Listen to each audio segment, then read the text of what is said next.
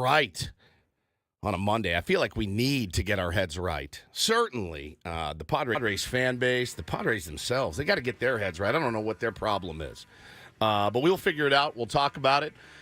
And listen, it's great to be here with you guys on this Monday morning. I'm Woodsy. That is Paul Ryle. He's the executive producer and the imaging director of the station. Good morning, Paulie. Good morning. Benjamin Higgins is your friendly, very friendly, neighborhood sports anchor. You're a friendly guy. Too friendly. Not so friendly this morning. Oh, no. No, I'm going to be very friendly as always. You're too People friendly. get I'm mad just gonna when go I'm say so it. friendly. He said this morning, he just sat down and kind of matter-of-factly said, people get really mad at my tweets. He let out a. He's like, yeah. Yeah. Man, people get really mad at being me. my normal, optimistic, look on the bright side self, and it really infuriates some people. Yeah, I can. And it doesn't infuriate me because I know you. I know you as a person, and you're a good person. It doesn't infuriate me. When you do tweet, sometimes I do this. Oh, no. Oh, you're dead. like you're going to get dragged. Now, you also don't mind getting dragged. So I wonder, and not to kink shame here, do you have a humiliation fetish? I don't. I will say that I am used to it. It doesn't. It doesn't bother me. I don't think Yes. Is it getting to you though? Because you've never really mentioned it I don't before. I don't think it's getting to me. I don't enjoy it though. It's not like I am like. I think there are people who will send out a post on social media, in order to get dragged, like get that reaction, like an S post. I do it for not for Padres fans, but for Dodger fans. I like to mix it up with them because they get so sensitive. So I'll tweet something about the Dodgers just to rile them up. I'm not putting my hands together. Ooh, this one is really gonna get them mad out there. I don't think you have that in you. I don't do that. No, it just naturally occurs based on my sunny disposition and optimistic outlook. You are. I mean, it's almost infuriating when you do it. Because we'll do a group text, right? And I'll send something that like maybe Adam says or does that makes me mad that I'm venting about, and Ben he'll pull the well actually, and I'm at home like this, like stabbing myself in the throat, like, hey, just have my back here. No, I will say, and I sometimes get frustrated by the fans, and you guys are just as bad as everybody else, especially on the group text. When things are starting to go bad, Paulie text, here we go. Here we go. Hey, can we just please just wait until the game's over once or twice? Hang on. Just to see what happens? Hang on. You're talking about Friday afternoon. Probably about, I don't know. I'm talking about 70 times You are over the last specifically talking about Friday afternoon. I texted the thread, I don't know, 2:30, 3 o'clock, and I said, man, this loss is going to sting. Yeah. I think we were winning at the time, by the way. Yeah. And I go, man, this loss is going to sting. I'm not saying you aren't right a lot of the time. And then I just send you the, what did I tell you? Yeah, After told the you. game ended. Told you. The walk-off. Told you. Sucked. I just prefer to remain optimistic until it's over, and then I can be sad like the rest of us. But I don't think there's any reason to get sad before it's all over. Might as well at least be open to the possibility that it'll be different Now this time. That what makes Paulie you a does. rube. Yeah, what I am Paulie, Charlie Brown trying to kick the football. It's more like for me, this is the time. I'm saying I've seen how this story ends. Sure, and what it does for when Paulie and I, the venting of it, expecting the worst. When it happens, you're like, see, I told you. Like, that makes us feel better. And not it's because a little you're bit of right. like lowering your expectations, Yes. too. That way, if you're pleasantly surprised, great. It's just psychology. It's your own inner struggle with, loving a baseball team. Janine says he prefers delusion. Janine, by the way, is the spiciest Padres fan out there. Got to meet her finally at when we were on opening day, and she walked in, she goes, I'm Janine, and I go, I love you. I said, I think you are so nuts in your Padre fandom, and I really appreciate it. It doesn't bother me when Janine goes off on these guys. It really kind of makes me happy. She's great. You're great, Janine. I don't think Ben's delusional. If you know Ben, he is so glass half full, and there's some time to get it figured out. But this weekend was not fun to be a Padres fan at all. Again, you feel like you should have swept that turd team, and you didn't. You've lost another series. And did I read this correctly? Have the Oakland A's won a series before the San Diego Padres? Is that true? That actually happened. That makes me want to pull my hair out. You know, that's what really makes me I hadn't nuts. connected those dots until Somebody you just said tweeted. that. Somebody tweeted at Paulie, and I specifically chose to ignore it. Essentially, I go, I'm not going to go do the research. I'm not even going to look because I think it'll just make me mad. Did you guys have good weekends, bad weekends, average weekends? I got some funny stories from the weekend. You know, I had to work on Friday and Saturday night, so it wasn't a wasn't a weekend that felt much like a weekend. I did have yesterday off. Really relaxing Sunday. I watched the Iowa basketball, the championship game, and then the Padres game with my son, and did some laundry stuff around the house. So that was a nice, just complete day off. I fixed I didn't fix the radiator on my car, but I figured out how to add coolant myself, which always makes you feel like a man. Very competent. I mean, I don't want to, gender assign anything to it. There's no reason. You can ring it on me. That, I just realized. Ring the misogyny bell there, but just makes you feel competent, like a competent human being. I say that because my wife totally knows how to put coolant in her car. I don't. So there, she just rang it on me in the chat. I apologize for my misogyny. I really do. Speaking of, I can't even say it. Well, speaking of like good things that you should do around the house, we had these weeds growing out of our gutters. And I mean like 3 foot tall, like huge. Like they've actually sprouted out of our gutters. And I'm like, just from the silt that is accumulated, and then the seeds that landed in there, and then they started growing. So I'm like, that tells you it's been a while since you've cleaned out the gutters. Correct. And I kept walking in, I don't know, every day for about 2 months, going, somebody really needs to get those.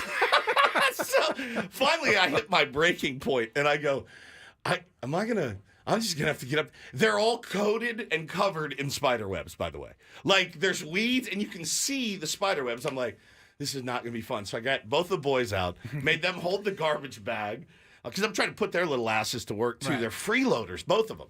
And I had them hold the garbage bag, climbed up the ladder, pulled the weeds, threw them down in the bag. We did some father-son home improvement. I felt very, I don't want to say manly. I felt very confident in it. Is that part of the game of being married, that things around the house, sometimes it comes down to which of you can stand it the longest? Neither of you I'm sure neither of you liked the weeds growing out. No. But you just wait long enough, and if it bothers the other person more, you hope that they'll take care of it before you have to take care of it. Like dishes sitting in the sink for a while. Like maybe if I don't do them now, someone else will do them. But eventually you just think, it's bothering me enough that I am going to now get this done. My wife, I'll win every one of those because I can wait it out for a year if I had to. Now, I'm actually surprised this got to me as much as it did.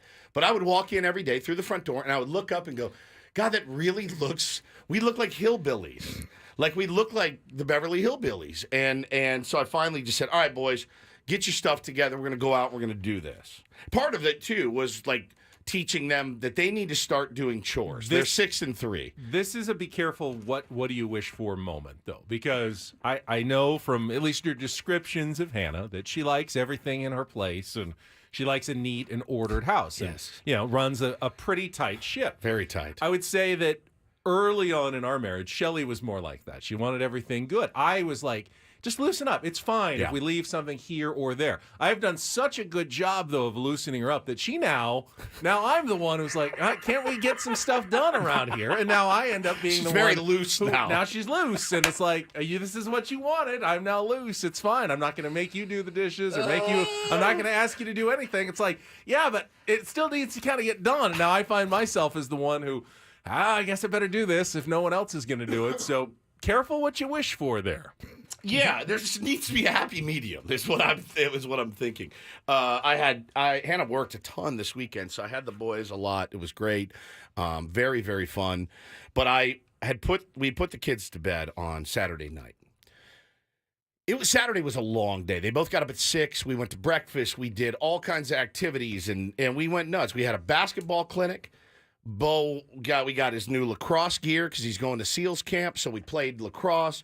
Taylor had a birthday party. It was just a long day, full, 6 a.m. We finally got these dudes down. I looked at her, I go, I am gassed. That day felt like it felt like 24 hours, into the 12 hours we were up. So I finally get in bed at like 8 o'clock. I'm like, oh my God, yes. All of a sudden I hear down the hall. So I go, oh, I hope he's okay. It's Taylor, my 3-year-old. So I run down the hall. I go, buddy, what's the matter? He goes, sticks his finger out. He goes, I got a boogie on me. And I go, what? He goes, I have a boogie. He had a booger on his finger. He picked His own? Yes. Yes. He picked his own booger and then started screaming about it. So I had to run in his room and I go, what do you want me to do? And he just sticks his finger out and I took it on my finger and I go, that's it? And he started laughing. And I go, I got your ass. I go, you called me in here for a booger?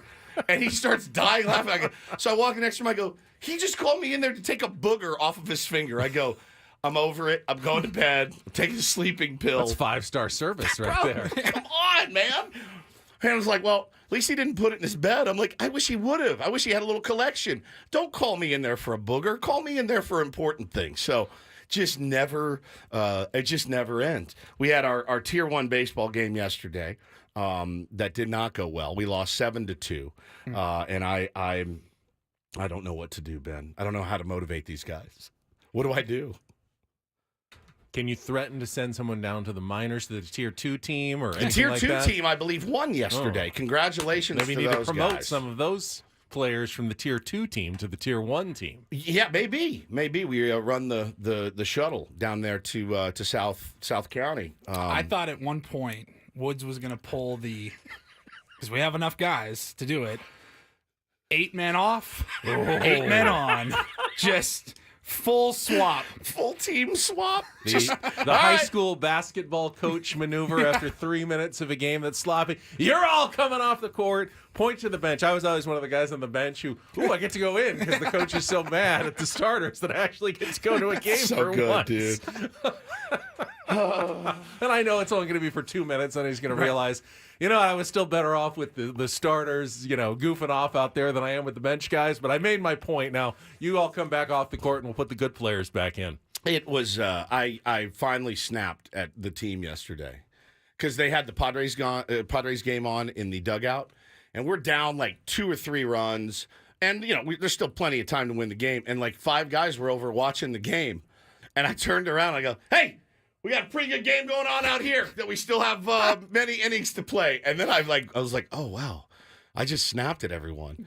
And I'm sure they were texting each other later, like, how does Paulie work with him on a daily basis? Like, this guy's an absolute lunatic. So, yeah, it sucked. We lost. We made like 14 errors. We walked 11 times.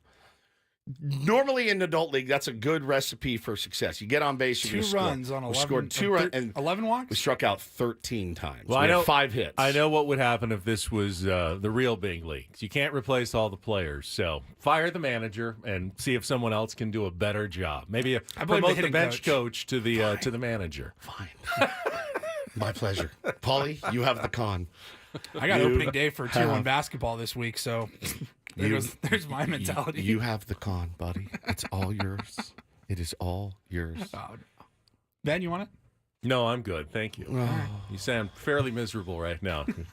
Let's get going because we got an entire weekend to discuss, including yesterday's. That was a tough one to take. A game the Padres absolutely 100% should have won and didn't win against the San Francisco Giants. We'll set the menu. I'll tell you what we've got coming up on the show today. It's an Eclipse Monday here with Ben and Woods. Don't go anywhere. Let's check traffic with Kelly and then off and running on a Monday on San Diego's #1 sports station, 97.3 The Fan.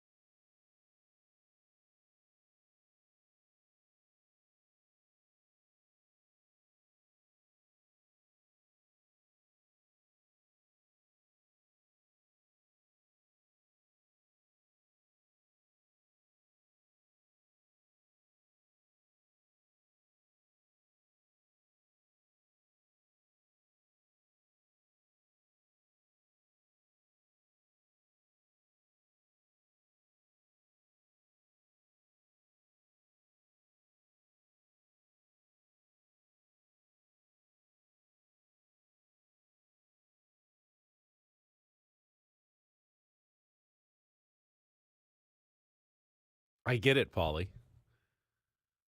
Oh, yeah. I get it. Yeah, I get it too. Total eclipse of I the don't know heart. that I can do this all day, Yeah. but I can do it here. Why not? I'm looking outside. I can't. Is it eclipsing right now? It Is seems it kind of today? dim outside, but I think it's just because it's. Yeah, today is the eclipse. I was everybody. reading Southern California, I think between like 10 a.m. and 12:30 p.m. We're getting just Partial. under 60% eclipse, Okay. so you might not even notice if you're not paying attention. It'll get a little dimmer than usual for an hour here. It's really the eastern part, the swath of totality from Mexico all the way up to New England. There's like 118-mile wide swath that it's across, from south to north across the country, where they will get a very rare total eclipse of the sun today. The next one in the United States will not be until the year 2044, Okay. I believe, or 43. And that'll be like in Montana, just a little corner of Montana and North Dakota. So they are quite rare, the total eclipse, but we will not be getting that spectacular of a show today. You have to be in a different part of the country. I see we have some tier ones who are in the path of totality today. Hopefully wishing for good weather. If it's cloudy, it'll get dark, but you won't really see anything otherwise, other than it just getting dark in the middle of the day. But it is an unusual stellar phenomenon. Get your glasses. Should I care more about it? There's been some things lately going on that everyone has been tweeting like, go out, see SpaceX, the launch. And I'm like, I'm all right. It's just like a trail in the sky. Like I watched it the other day. Did you? I wish I did. I saw that one was launching in about like 10 minutes. Yeah, so you went outside. Pulled it up on YouTube. You can watch the launch. And at first I go, this is crazy. Like it wasn't that long ago in human race where like the whole world stopped to watch a rocket launch. Right, yeah. And now we're just like, let me put on YouTube real quick and watch another one. And it's in like, what is it, San Luis Obispo or Santa Barbara is where they launch out of. And so I watched it launch on YouTube and we went outside to the backyard and about 30 seconds later, sure enough, there it is. I'm like, that's kind of cool. Okay. Yeah. I'm just that way. I'm just like, I think that's that dumb thing that I have. You just heard Ben. We're not going to see another one for 40 years, 30 years, 20 years. I just want to see some wins. Maybe get the kids some sunglasses. I just want some wins. That's all. Glasses. I think everything would be better if we would just win ball games. I know that I think I would be in a better mood. People would be more positive in this town. We'd be happier. I just want to see some wins. I do. That's honestly, it all boils down. I want to see the Tier 1 baseball team win some games. I want to see my kids play well, and I want to see the Padres. I think if those three things all converged, I would be a much happier guy. Is that sad? Yeah. It's sad, but they're, listen, I count my blessings. My kids are healthy. Everything's good. But I think I was such a jerk. We need to get you to a point where the performance of the Padres, good or bad, does not impact your mood Honestly, so much. Our baseball team's loss yesterday affected me more than the Padres. Because you weren't watching the Padres because you were playing a game. Yeah, well, but when I knew they lost, and I knew how they lost, and I got home and watched like the lowlights, I guess, as it were, and was like, now I'm like doubly mad. And so I don't know how I get there. Weed doesn't help me. It helps a lot of people, and they're very zen about it. And I'm trying to be zen, but the zen is dissipating. Big bomber class with a boss in my head. There's no doubt. I feel better. That actually makes me feel a little bit It's been hard to be a Padres fan this last season and a half. Not hard in the way it used to be, where you had no chance to start the season and no hope. It's hard in that, every team is going to play games like yesterday, where something weird is going to happen and it's going to cost a team a game. Yeah. It just feels like it's as rare as a solar eclipse when the Padres actually win one of those games. Correct. It just feels like all the weird stuff, and some of it is obviously self-inflicted. Other times it is just kind of random bad luck in baseball. But it certainly feels like it just always has gone against the Padres, at least since the start of last season. All the weird stuff, and we'll get into yesterday's game and what happened with Ha-Sung Kim, that you would not expect. Ha-Sung Kim to do to cost the Padres a baseball game. It's tough, man. Certainly did. We'll get into our Padres wrap-up coming up in our next segment and discuss yesterday's 3-2 loss to the San Francisco Giants. Then we'll go back and discuss Friday and Saturday's games. One win, another close loss that you thought the Padres could have had in the Friday game. In our 7 o'clock hour, Take on Woods and Don't Do This, we will also at some point, I think maybe in the 8 o'clock hour, get into the NCAA basketball, the women's Final Four over the weekend, the controversy on Friday night with the call that went the way of the Iowa Hawkeyes, the illegal screen that had the sports world in an uproar. I mean, it was as busy on social media about that call as I've ever seen it about any single call. Interested to hear what your thoughts are. Very on polarizing. Should it have been called? Should it not have been called? It definitely cost the Huskies a chance at the championship game and helped Caitlin Clark get there. Of course, yesterday she came up a little bit short again against a very talented South Carolina team that dominated their way through the entire season. So we'll take a look at the Final Four, the men's championship game. A lot of intrigue for that one tonight as well, with UConn looking to complete unprecedented. Not that other teams haven't won twice in a row, but to run through 2 NCAA tournaments without ever really even being challenged. Not one close game. Not one, just survived that one by 3 points. Nope. Just win by double digits. 12 straight games if they get this one and take the title is something you do not see in the NCAA tournament. You just never see it, and they're looking to pull off something incredible, but they'll have to go through the 2-time Player of the Year, Zach Edey and the Purdue Boilermakers. So we'll talk some college basketball in our second half of the show. In-season Sammy, he's our Monday regular Padres guest. He'll give us his thoughts from the weekend covering the team and what's going on, and take a look ahead to this week with the Cubs coming to town tonight. Fresh off taking 2 or 3 from the Dodgers. I actually said it in the dugout. Somebody was like, "Hey, Cubs are beating the crap out of the Dodgers." And I said, "Oh, good." And then I went, crap, they're coming here next. That's what you want, right? Like they're cruising in on a hot streak, beating the juggernaut billion-dollar Dodgers. You're like, okay, now again, we said last week, Ben, this stretch of schedules that's coming up is pretty solid. And that's why you needed 2 out of 3 from the Giants, and you feel like you could have won all 3 and probably should have. And now, Cubs coming in, you got the Dodgers, you got the Brewers, I believe, as well. That's the other team. I mean, you're going to get the Rockies, but the Rockies always play us like really, really tough. Those games are going to be nerve-wracking, so they're going to have to continue to tread water until they figure it out. Cubs for 3, off day. At Dodgers for 3, at Milwaukee for 3, Man. off day. Back home for a weekend series with the Blue Jays, 4 at Colorado, and then they wrap up the month back home against the Phillies and the Reds. Got to do a little bit better than they've done so far. Yeah, no doubt about that. We'll get into it. 9 o'clock hour, Round Report, and turn things over to Annie and Elston at 10 o'clock. There's your menu. We will start with the courses. We'll present our dishes, beginning with our Padres wrap-up. In our next segment, the highlights with Jesse and Tony, and we'll discuss yesterday's loss to the San Francisco Giants. Who do you blame? Is it Ha-Sung Kim? Is it Johnny Brito? Is it Mike Schilt? I've seen all of them taking some of the slings and arrows from Padres fans yesterday. So that's coming up next with Ben and Woods on San Diego's #1 sports station, 97.3 The Fan.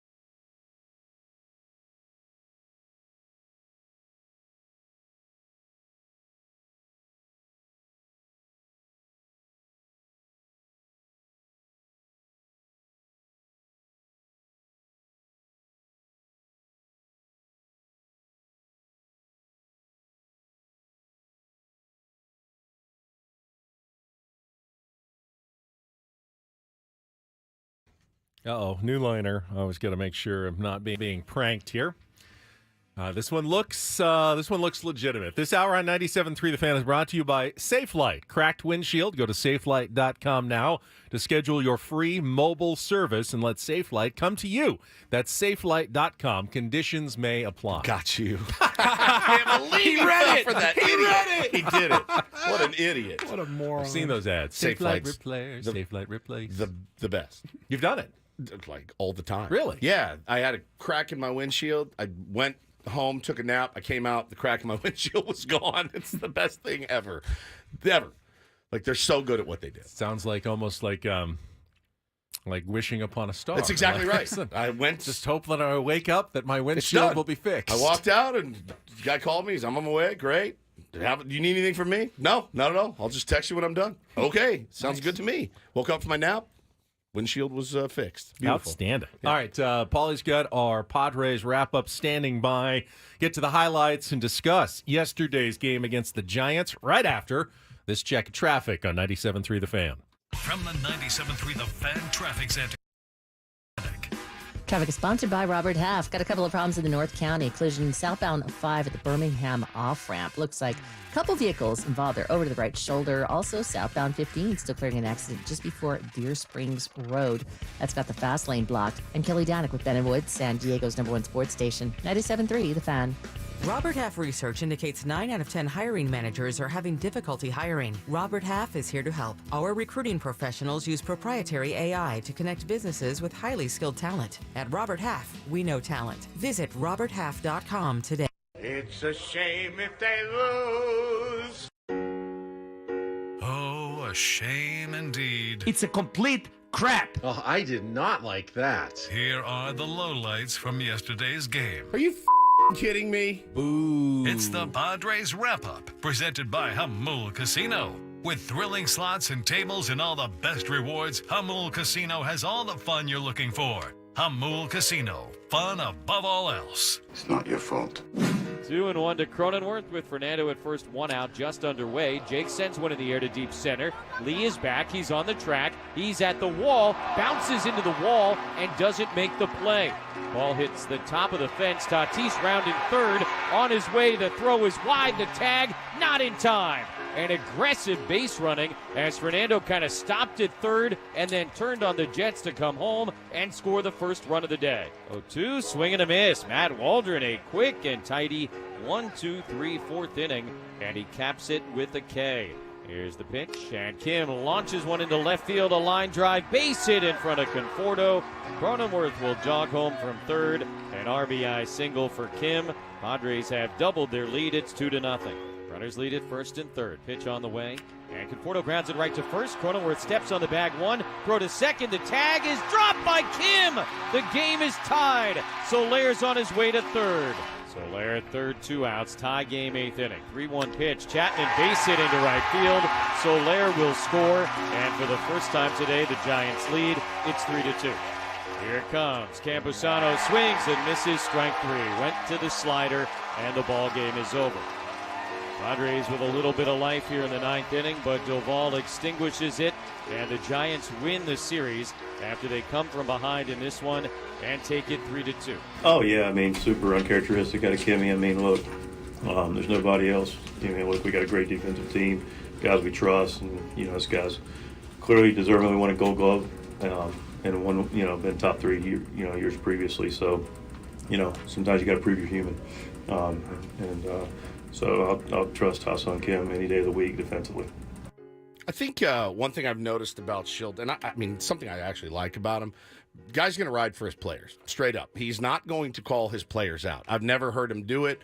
I don't know if he did it in St. Louis. All I can speak to is what he's done here so far.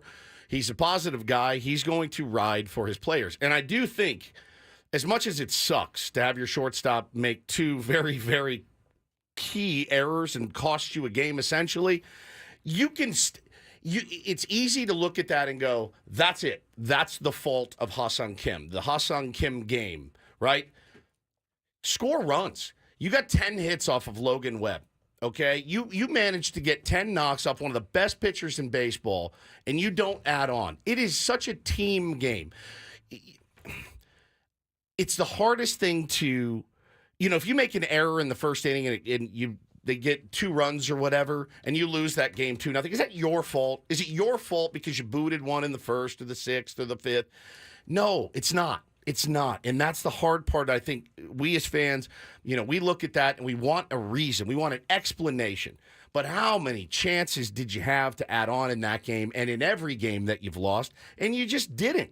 You didn't. And, man, I love Kimmy. And Kimmy is a really good shortstop. I'm not ready to trade him. I'm not ready to bench him. I'm not ready to get rid of him. There should be no knee-jerk reaction with Ha-Seong Kim at short. He is going to have crap days with his glove. Yesterday was one of them. The first error, pretty egregious. The next one was just a stupid, weird play. He caught it, snow-coned it almost. Guy ran into it, knocked it out of his glove. I don't know that it was human error on that. What could he have done better? Well, he needs to catch it in the pocket and use 2 hands. It wasn't a mental mistake. It wasn't a mental mistake. He didn't get nutmegged by it. It's just tough, man.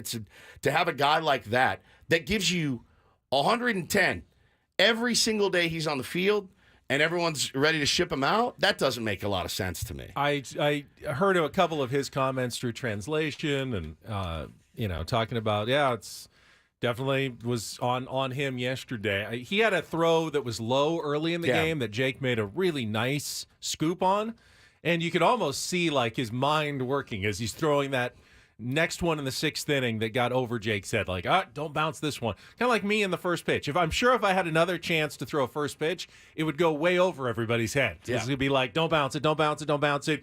And you do the exact opposite of bouncing it when you throw like that's human. That does happen. Yeah, the other play was just weird. And this is why it's so difficult for me, I think, to talk about the Padres. I am like most major league managers and GMs. You got to be kind of process-oriented in baseball. Like, did the Padres do most of the things that they were supposed to do yesterday to win a game? They had Padres had their number 5 starter going up against the Giants' ace. That's pretty much a loss. You're expecting to lose that game. Pretty much. But instead, the number 5 pitcher outpitched the Giants' ace. Pitched his ass off. You got 10 hits off that guy. You were hitting the ball hard, doing a good job at the plate. Your process offensively was good. And then you just didn't turn them into runs. And that is... No one in baseball has ever really totally solved that equation. You can say, well, you got to hit better with runners in scoring position. Padres are among the league leaders with runners in scoring position this year. Somehow, God, last it doesn't year, feel like it, I does know, it? It just does not somehow feel like it. they are just the masters of bad timing. It's the timing. It is just the worst timing in baseball, I feel like. And, it's like that text I sent to my buddy last week watching this team going, they're just remarkably unclutch, and that's not something you can quantify. You can keep stats of this is what they do. This is what these hitters do 7th inning and beyond. There's stats for it, but it's not individually, as we talked about a ton last year.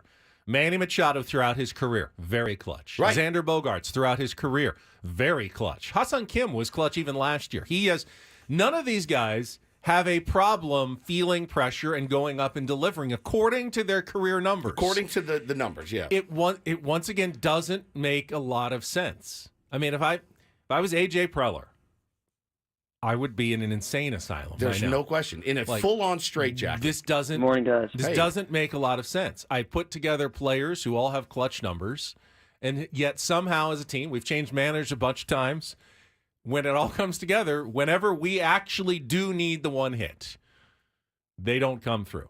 That's how it feels. It's how it's felt for the last now season plus 11 games or 12 games of this year. The other part, and certainly we're going to talk about the Grand Slam game on Saturday, but I mean, yeah, that was a win. I'm not going to complain about wins. But again, you get 4 in the first, and you're like, we're good. And I don't know that you can look at them and say, well, they clearly weren't trying. They were happy with those 4 runs. It just didn't materialize. And I think that's what they have a real problem of stepping on somebody's throat and keeping their foot there. And yesterday, you make a good point. You have your 5 against their 1. You hit their 1 well, and you still don't win that baseball game. That's the baseball. Those are the ones that make the difference at the end of the year. Kudos to Matt Waldron. Pitched his tail off, dude. 5 in the third, 3 hits, 1 run, 1 walk, 5 Ks. He's throwing a 3.86 ERA up there, Benny. He's been very good. I mean, that's a very good 2 starts for Matt Waldron. That does give you a little bit of peace knowing the run your rotation just went through was spectacular. 1 through 5, spectacular. 4 outing. quality starts followed by 5 1/3, 3 hits, 1 unearned run for Matt Waldron. That's 5 terrific starts. And you got any halfway decent offense, that's a 5-0 stretch for the San Diego Padres. What did they go? 2-3. 2-3. Yeah, 2-3 over that stretch. That's giving up 3 games in the standings right there. You should be tied with the Dodgers for first place. Yeah, right now, based on the pitching you got this week. You just get a little bit of offense when you need it, and you are tied for first place instead of 3 games back in second place. And you look to the move that Mike Schilt made, bringing in Johnny Brito, and it's going to be picked apart. At the end of the day, that error by Ha-Seong Kim, Brito did his job, but by getting the ground ball, this play wasn't made. But Johnny Brito, I think, has proven enough. He is a starter that's not really comfortable. The balls that were hit off him were hit hard. They were. The Wilmer Flores single was hit hard. The Soler bloop was not hit hard. They had a good pitch there. And then the bouncer to Jake was what you exactly needed in that situation. So of those first 3 batters that he faced, he did his job really against 2 of them. Yes. And should have been out of that inning. With Matt Chapman up as well in a 3-1 count and first base open, you don't have to throw him a heater down the middle that he... It was on the outside corner. I mean, Chapman went the other way with it. He did go the other way with it, but it was middle. I mean, it was like... But it was hittable. It was up and it was hittable. Yeah, I mean, it's a dream for him. And again, you got a base open. Let Estrada. If Estrada beats you, Estrada beats you, right? I think Matt Chapman's hitting. We will get to that game when he did actually beat the Padres. I think Estrada. I think Matt Chapman's batting about 900 on a 3-1 count, as most baseball players do. And so, it's just these little weird things keep happening with this team. And look, here's what it boils down to. If you're the Padres, this city is begging to love you. They're begging to love you. They want to love you. They want to believe so badly. They don't hate you. They love you. You need to play a bit more inspired baseball, a bit more focused baseball. Too many mental mistakes, I think. Too many weird plays going against you. Like it was just such a series. You felt like, man, we played a lot better than 1 and 2. Played a lot better. We certainly pitched better than 1 and 2. But Schilt needs to figure out his bullpen. They need to figure out what they're going to do with Brito. They need to figure out how to get Manny going. Obviously, I mean, the top of the order right now, other than Jake, is hurting this team. Let's talk about Mike Schilt and the bullpen decision specifically. He had Yuki Matsui went in, and my goodness gracious, he got 4 outs in 7 pitches. Had a 6-pitch inning in the 7th. And then 1 pitch, 1 out in the 8th. So he's certainly got plenty of gas left in the tank if they want to stay with him. But he's a left-hander, and Bob Melvin decides, all right, let's take out, I think it was Wade, and put in Wilmer Flores as the pinch hitter. And Mike Schilt decided, all right, we've got Johnny Brito warm. Let's go righty-righty. Let's go by the book baseball-wise, and let's get the better-handed matchup here against Wilmer Flores. And it backfired. Is that a managerial error there? Why not just stick with Yuki Matsui, who is throwing well, and let the Giants have the righty-lefty advantage? Or would that have been a mistake to leave the lefty in when you had a righty ready to go for exactly that situation? It's the worst job in the big leagues, man. Period. That's it. There's no way to answer that question. I mean, playing matchups is how you can sleep at night, and sometimes they get you, and sometimes you get them. Period. It's a more defensible decision to go. Why were you even warming up Brito if you weren't going to go to him if they went to a righty pinch hitter? That's why you had him warming. They did it.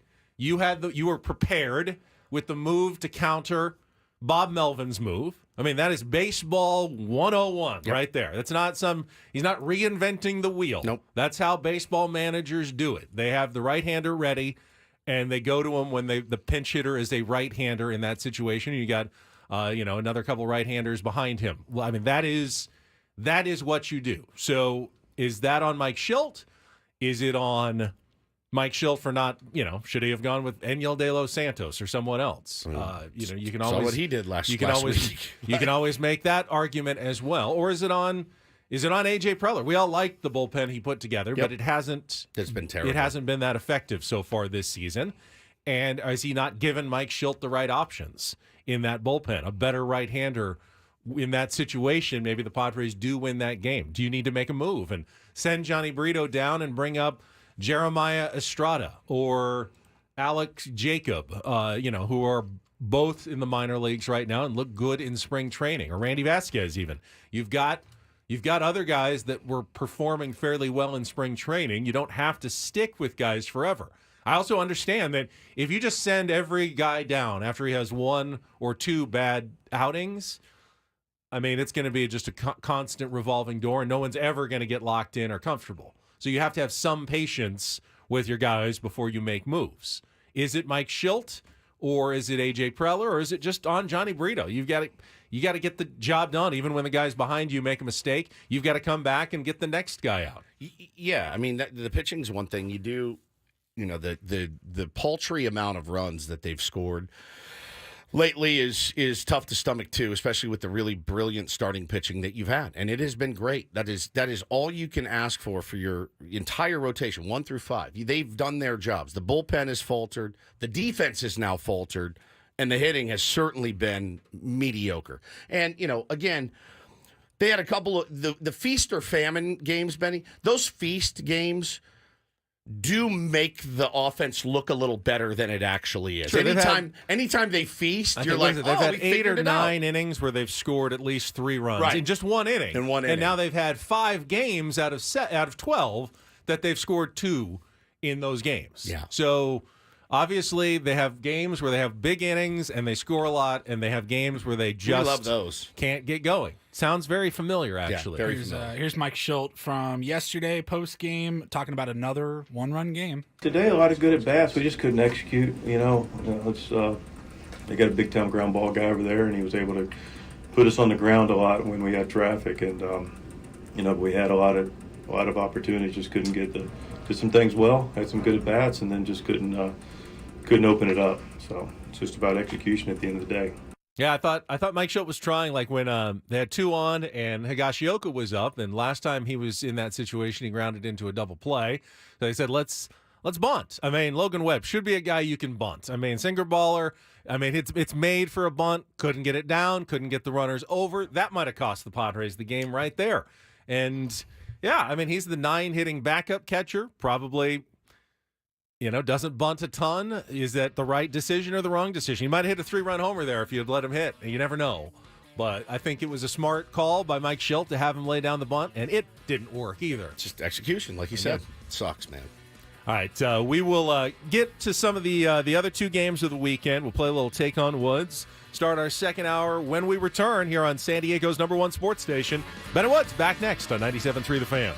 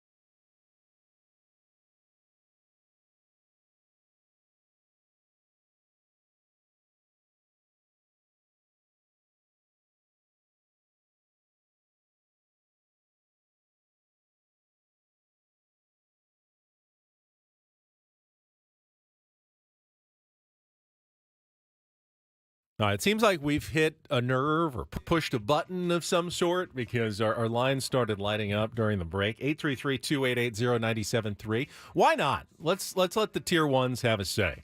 We asked, you blaming Mike Schilt, you blaming Johnny Brito, you blame Ha-Sung Kim for yesterday's loss, a game they should have won. Would have been a great win. If they had won yesterday's game, would have been a great win. We would feel pretty good about the start. Not great, but it's 6-6.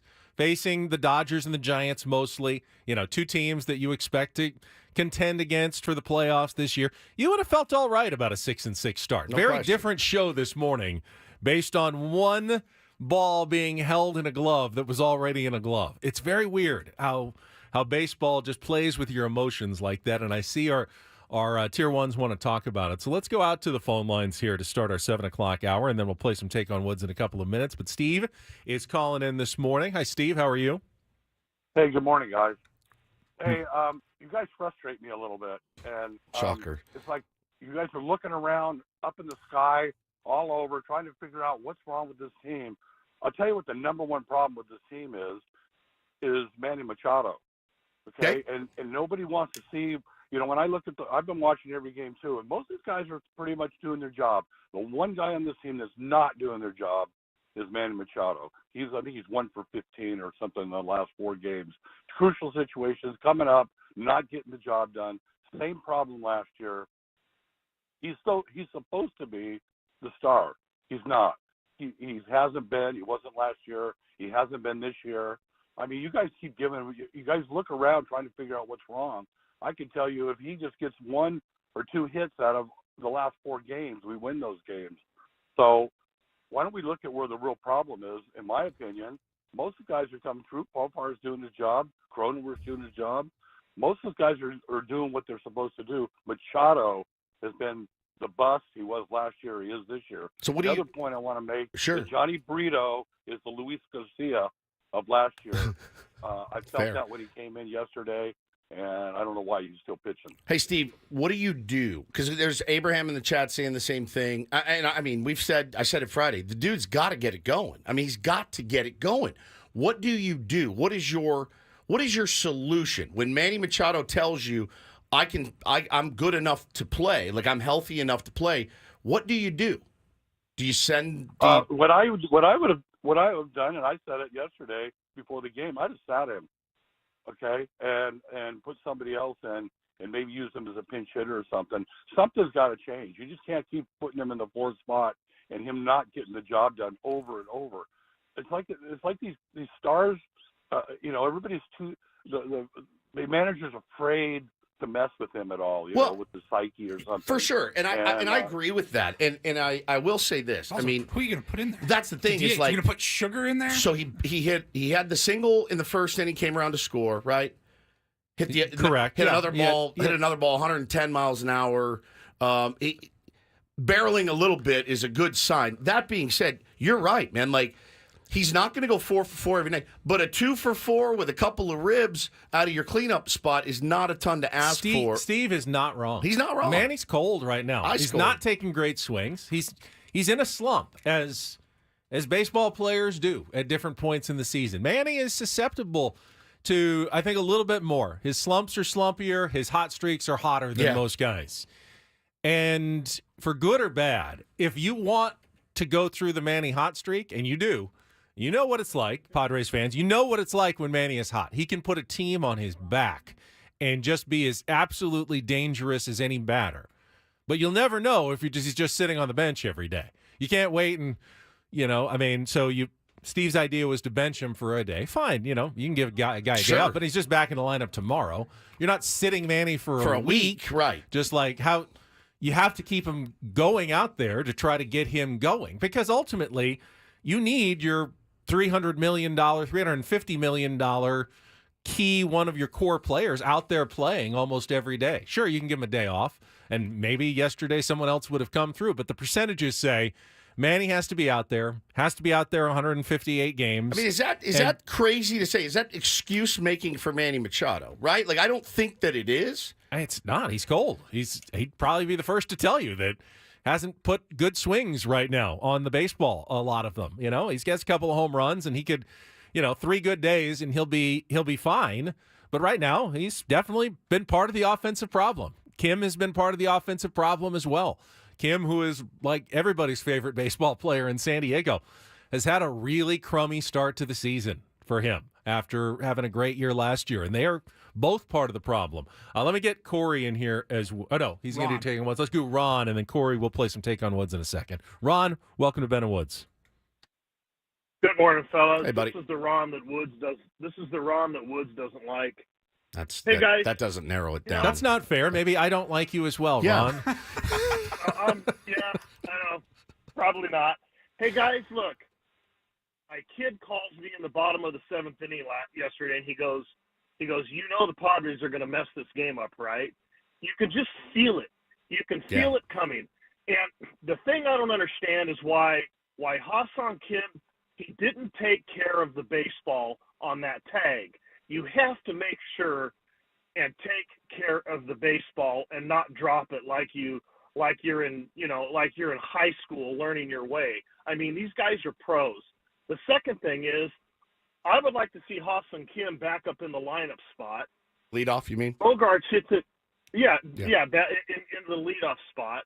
And you got to keep Manny in there. You got to get Manny his reps. The guy's going to come around. He usually does. And the other thing that really irritated me about yesterday is with first base open, why didn't he walk Chapman? Yeah, I said the same thing. He's been killing us. Yeah, he's been killing us. He's been murdering us. Yeah, 3-1 fastball. Chapman is not. No, Conforto's been killing us. Chapman's been ice cold. He's been slumping.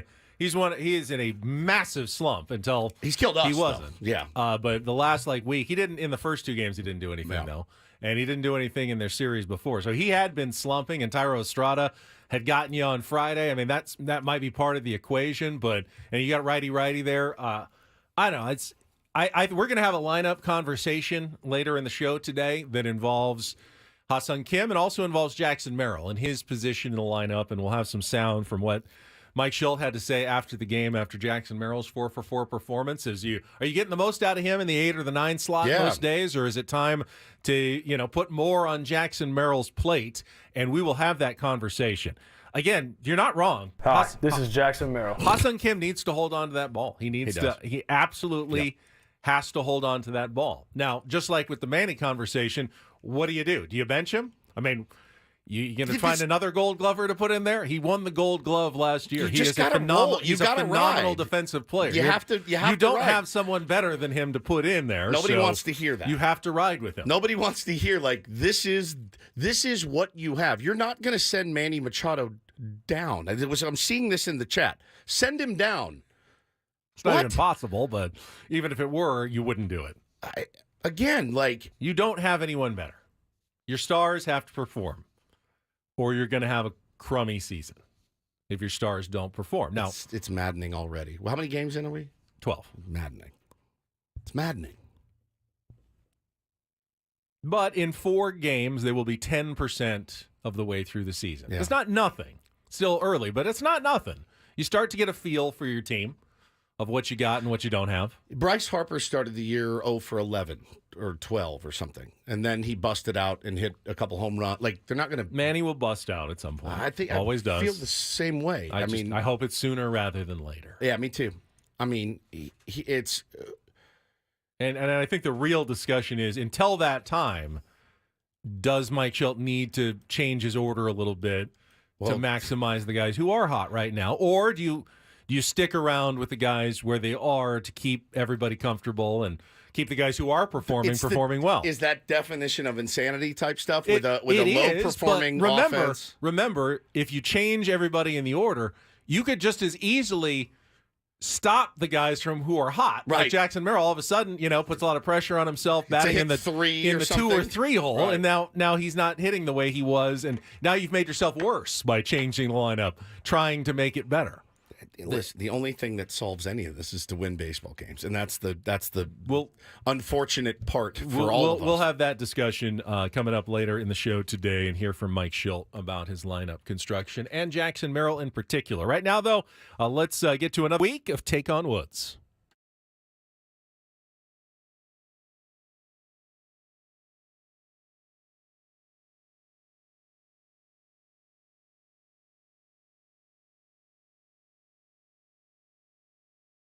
All right, Take on Woods. This is brought to you by Valvoline Instant Oil Change. It only takes 15 minutes. You don't have to get out of your car. For directions and discounts, go to SoCalOilChange.com. That's SoCalOilChange.com. And as I teased a moment ago, we have Corey as our contestant today. Good morning, Corey.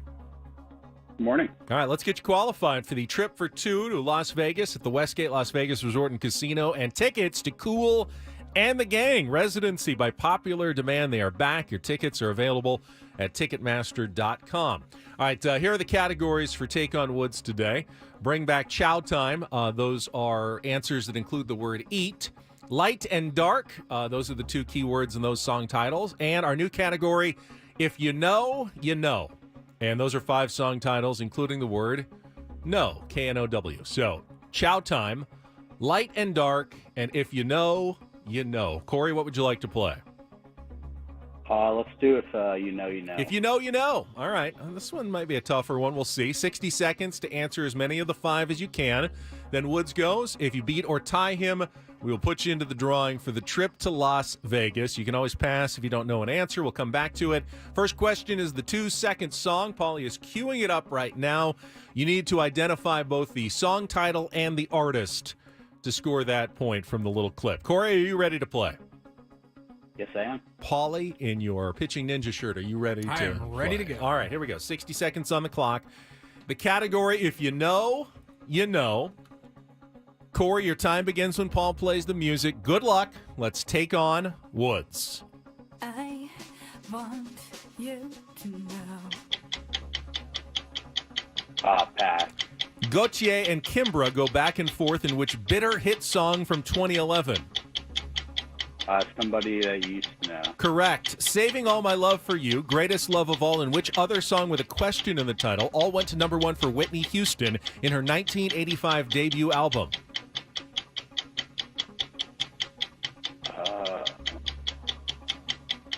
Pass. Which hit debut single from Norah Jones in 2002 is actually a cover of a 1999 song by Jesse Harris and the Ferdinandos? Pass. Which 2013 song was a breakthrough hit in the United States for the Arctic Monkeys and earned them a Best Rock Performance Grammy nomination? Do you want to know? Do I want to know? I'll give you, Do I- that one. do I wanna Let's go know? back to the song. I want you to know. I'll pass. All right, you did get the 2, sort of. It's Do I Want to Know, not Do You Want to Know. I think But you knew I that like to one. be Give it to generous. him, yeah. The song there was You Ought to Know by Alanis Morissette. How Will I Know is Whitney Houston. How will I know if he really loves me? And then Norah Jones' song is Don't Know Why. But you got the other 2. We'll see how Woods does with the same 5 questions. Let's bring him back in. He can't hear me. We're soundproof, so snapping does nothing because he can't hear that. So we just have to wave our arms wildly until he recognizes us. I'm like snapping, thinking, well, you can't hear us. It's soundproof. That's not going to help at all. Hello? Let's go. Let's go. Sick kid at home. Go figure. Shocker. Oh, man. Never ends. Which one? All right, Corey's score is locked in. We add to the difficulty for Woods, who's very good at this game, by not giving him the category. Let me get you there on the camera. All right, 60 seconds back on the clock. Your time begins when Paul plays the music. Good luck, Woods. Let's take on Corey. I want you to It's Alanis Morissette. Oh, God, I'll come back to it. Gautier and Kimbra go back and forth in which bitter hit song from 2011? Somebody that I used to know. Correct. Saving All My Love for You, Greatest Love of All, and which other song with a question in the title all went to number 1 for Whitney Houston in her 1985 debut album? Saving All My Love for You. Greatest Love of All, and which other song? I Will Always Love You? No. Oh, Which question hit mark, debut crap. single from Norah Jones in 2002 is actually a cover of a 1999 song by Jesse Harris and the Ferdinandos? Come Away With Me? Incorrect. Wow. Which 2013 song was a breakthrough hit in the United States for the Arctic Monkeys and earned them a Best Rock Do I Wanna Performance? Know? Correct. Go back to our 2-second You ought song. to know. Alanis Morissette. Correct. And saving all. Oh no, you already. I didn't That's get it. that one. So we got 3, but that is a narrow 3-2 win. Ooh, God. For Woodsy in the It's a category. jumbled mess. If you know, you know. It was a tough category. No was the You Ought to Know. Somebody that I used to know. How Will I Know is Whitney Houston. How Will I Know? And Don't Know Why is the other Norah Jones. You were right. That was her other big hit, but the Don't Know Why is the one with No in the title by Jesse Harris and the Ferdinandos. Had no idea, never heard of them. Me neither. And I knew you get the Arctic Monkeys because I think you like the Monkeys. Arctic Very Monkeys. much. So Very, you did very get much. that one. And Corey, thank you for playing. You can try again later this month, but no qualifier for Las Vegas today. Good All right. job, though. Yeah, no, it was good. It was a well-played, tougher game, but well-played game. All right, we've got Don't Do This coming up next. The San Diego Padres offense. No, that's not fair. Isn't So it? I am. I actually thought this was a huge do this, but just for me, for everybody else, it would be a giant don't do this. And I'll tell you what I mean next with Ben and Woods after a check of traffic on 97.3 The Fan.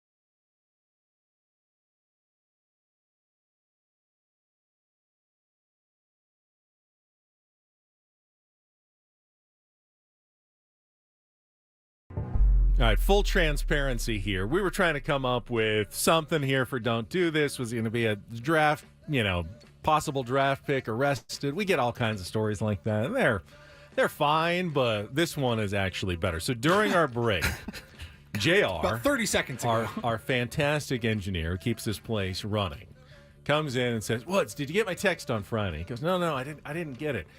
You really need to change your LinkedIn bio. I got a big anniversary notice from you from my LinkedIn account on Friday. Congratulations on 6 years at the mighty 1090.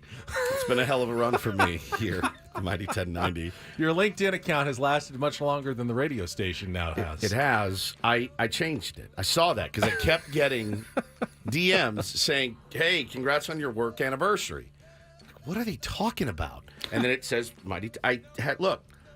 Look, Ben and Woods, co-host Odyssey, right? It does, right on your bio. I hate LinkedIn. I would say there's almost 100% chance that mine is wrong, too, because I don't go to LinkedIn at all. I have the account, but, I have thousands of connections, of which I don't know what I'm supposed to do with all those connections. I don't even know where. Sports director at KGTV. Well, that is still correct. Well, yeah, that's been 20 years in the making or whatever. Yeah. This one. That's because I set up my LinkedIn account a long time ago. And you like how you set up your LinkedIn account. Never updated it with any of my radio jobs whatsoever. So I don't know what to do. I changed it. It's not working. So at the end of the day, I don't really care very much. I was going to tell everybody, though, Ben, about this is a dumb. All right. When this happens, this is so dumb. I'm looking. I think you got it all set up right. I thought I did. I know I'm a boomer. LinkedIn is wrong. LinkedIn is wrong, and they get the don't do this then. This is just the dumbest. These are the dumbest people when they do this, man. The draft is coming up, Benjamin. T'Vondre Sweat is one of the top defensive lineman prospects in the draft class. Was arrested in Travis County, which is down in Austin. He went to UT. Got him for DUI. Right before the draft. He won the 2023 Outland Trophy winner. He's projected to be a second or third round pick in the draft later this month. And, he walked out of jail, had a towel and a face mask over his head. They asked him to answer any questions. He said, "We're not talking about the incident." And it's just like, holy cow, man. You got to. The draft it's the biggest day of your life. It's what you've been working for. You want to be an NFL player. Not that it's going to, it's only going to hurt him in the end. Will he still get drafted? Yes, of course. It's the NFL. Of course he's going to get drafted. He probably cost himself a little bit of money and could have hurt somebody in the process. You never know. This one seems legitimate, but it reminds me of a 2016. Remember Laramie Tunsil? Yes, the weed mask. He was supposed to go in the top 5. Oh, my God. And he had the gas mask and the bong, and that came out 10 minutes before the draft. Literally 10 minutes. He dropped to 13th. Now, it turned out to be a genius move because it's saved what I think the Dolphins got him. He's now the highest paid offensive lineman in football. Yeah, it's He's not terrific. necessarily the same, though, because while the video existed, it existed. Somebody had it and they were sitting hacked or something, and somebody posted. It's not like this is real. Like this guy is real. Went out and was driving drunk. That's so dumb. Can't do that. Can't do it. I've never thanked anyone for a don't do this before, but I have to thank Fred Warner of the San Francisco 49ers, Mission Hills High School, San Marcos, who was invited. You might have seen it before the Giants-Padres game. Opening day, Oracle Park on Friday. And he was invited, along with his teammate, Deebo Samuel, to throw out the ceremonial first pitch. Ben and Woods style, out on the mound. They got out there with their Giants jerseys on. And I will say, Deebo Samuel threw a terrible first pitch. It was way off the target. But nothing compared to the one that Fred Warner threw, which if you're on our YouTube stream, you're going to see it in just a second. So you've got the two catchers, one on each side of home plate. Fred Warner spikes it so badly, it doesn't even get halfway there and misses on the opposite side of the wrong batter's box where it bounces across and goes all the way to the backstop. It is absolutely horrific and makes my first pitch to Johnny Brito look pretty darn accurate compared to that one. Did you see that, Woods? I'm looking at it right now on the YouTube feed. He throws it about 20 feet straight into the ground. Straight down. Now and about 45 degrees to the left. Now they're elite athletes. They're elite athletes. Oh my God. All Well, listen, they're elite athletes. You're not. They are. But take great solace in knowing you threw a much Thank you better to a pitch. good San Diego guy in Fred Warner for getting me off the hook for worst opening week ceremonial first Is it Matt pitch. Williams? He just watches it. He roll just by. watches. He doesn't even try. Not It's even like close. this. Not getting that one. This was fantastic. I saw this over the weekend.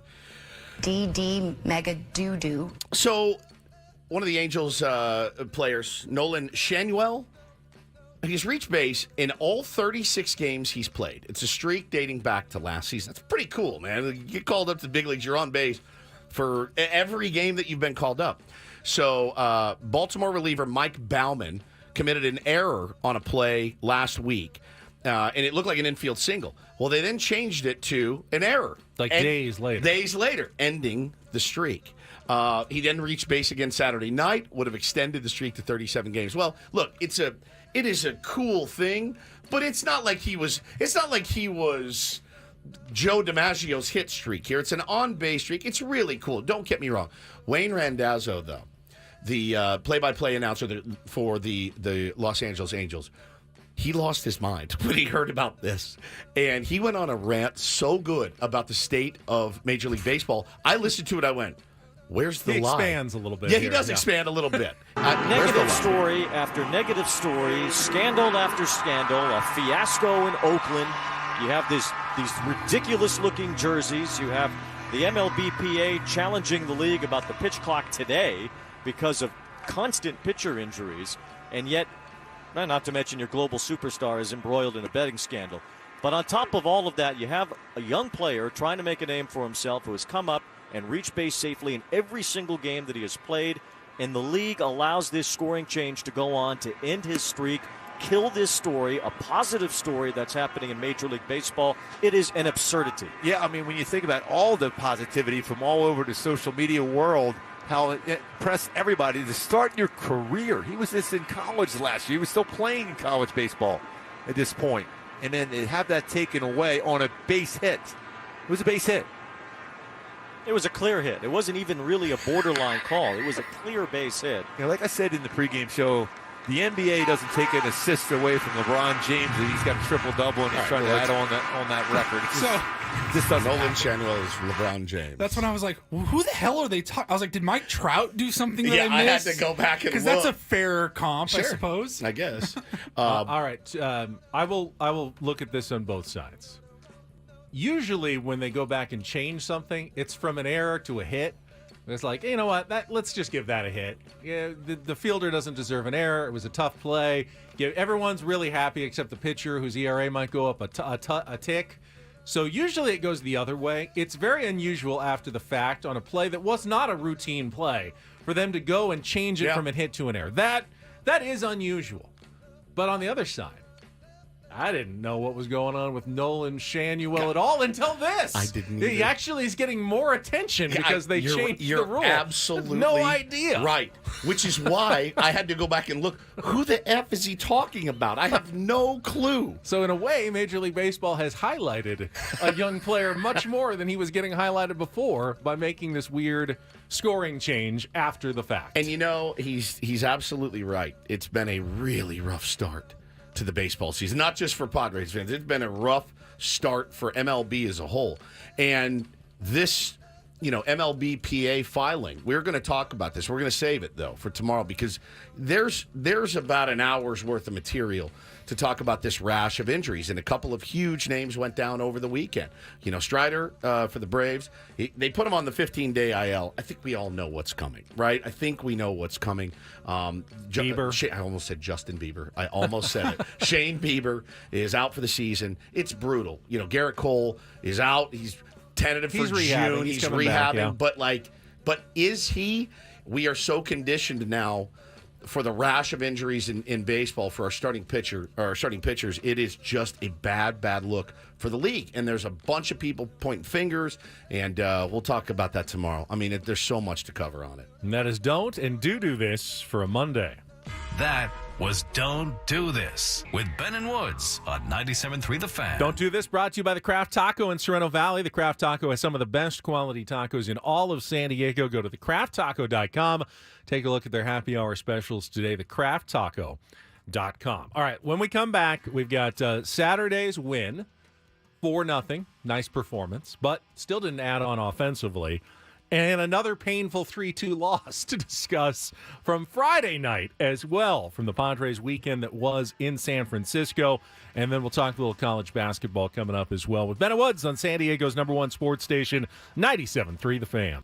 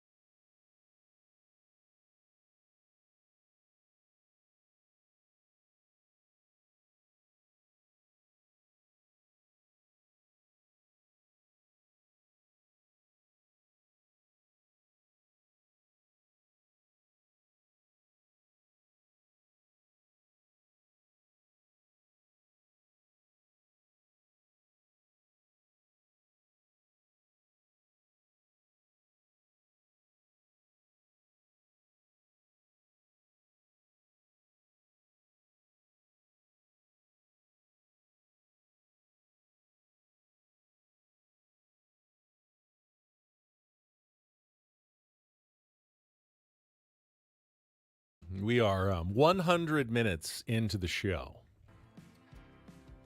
I haven't even mentioned it's Masters Week yet. That's very good. I don't think thought anyone wants to hear about it discipline right that now. I have Let's see shown if we can make it 300 minutes. so far. Well, now it's over. I've mentioned that it's Masters Week. It's early. I'll be fine for the next couple of days. Yeah.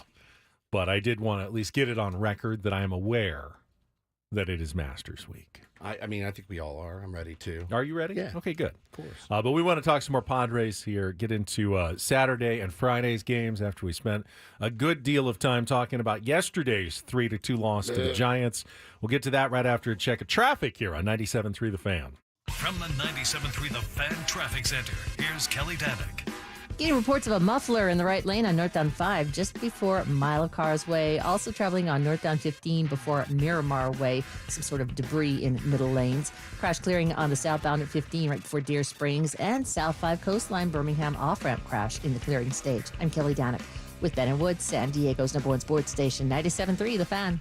What's baseball really like? Well, I mean, for us, it's usually sadness. Yeah, painful. Join former Padre and MLB All-Star Brett Boone and his big league friends on his podcast, The Boone Podcast. 3 days a week, Brett talks with Hall of Famers, fellow All-Stars, friends, get their take on today's game and to relive the greatest stories from when they played. Tom Glavine, John Smoltz, Ken Griffey Jr., the list goes on and on. Tony Gwynn Jr. Follow The Boone Podcast in the free Odyssey app or wherever you get your podcast. So Padres did win one of the 3 games, of course, over the weekend. Yes. It was Saturday night when actually got a little lucky in the first inning on a blooper by Xander Bogaerts to start the game that was lost in the sun in center field, and ultimately it led to a bases-loaded situation for Jurickson Profar, our good friend Jurickson, who pulled one down the line and just over that high wall inside the pole at Oracle Park for a grand slam. And that was it for the scoring as the Padres won 4-0. Michael King, 7 innings, 4 hits, 4 strikeouts. Fantastic. Really sharp performance by Michael King. And the Padres did get that win, although, again, they might not have had that rally without a little bit of good fortune, and they were not able to add on against Keaton Wynn, not exactly the ace of the staff for the San Francisco Giants either. So a good win, but also continuation of some of the same issues we've seen for the Padres dating back to last season. I mean, what a great. We needed that swing from Pro so badly. That, Ben, was our only at bat with a runner in scoring position on the night. 1 for 1. Nice for 1. Clutch team. I mean, batting 1,000. We do not complain about wins, no matter how you get them. I don't care how you get them.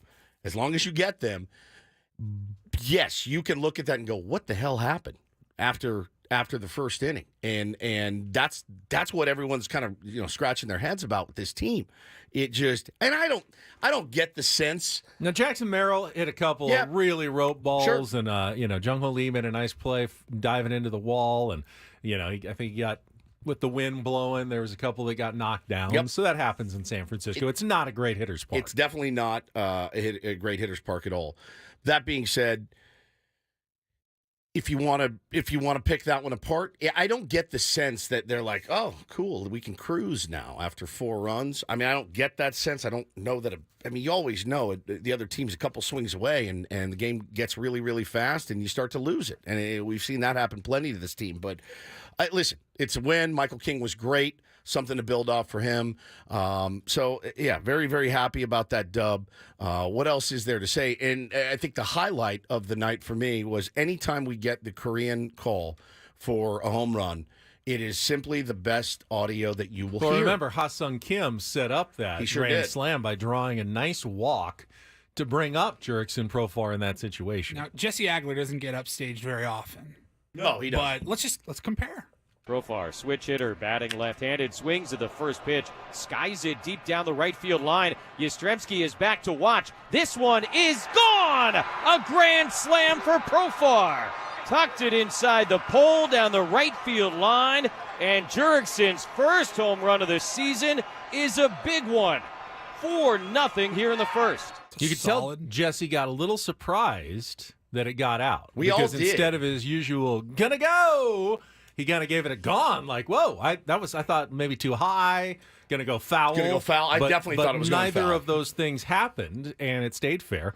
First, Padres had their first Grand Slam, remember, last year. Gary Sanchez, August 15th. Well, I hope that trend continues. At least I would like Slam Diego to a little live bit again. earlier this year on April 6th is better than August 15th. Nice to cross that, check that box. check that Now, box how about a 4-game winning streak, guys? Yes. How about a 2-game winning streak? I'll take a sweep. Actually, they have 1-2. It happened with a week between the games. Correct. Yeah. But they do have 1-2-game winning Correct. streak. True.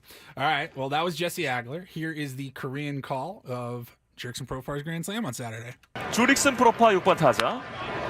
초구를 당겼습니다. 오른쪽 높게 그리고 멀리 펄펄. 야!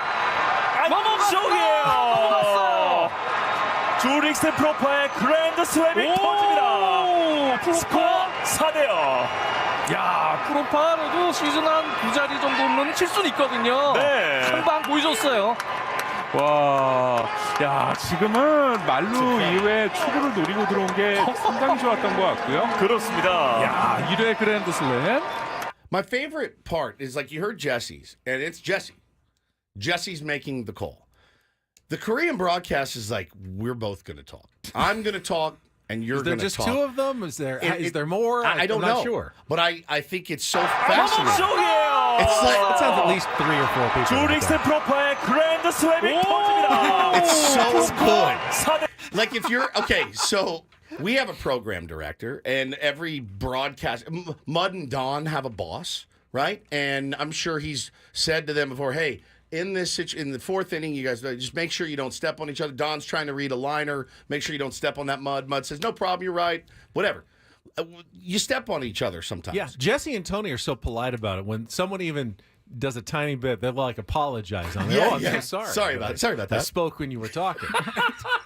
And so I'm wondering, do they have a boss that's like, "Hey, he's making the call," or is their boss just like, "Hey, do whatever you guys want." Do whatever you guys want, because like, all right, Ben, do some play-by-play for this home run, and I'll be his partner. And you make the noises in the background. Hold on, one sec. You ready? I'm gonna because like they just talk over each other the whole time. It's so good.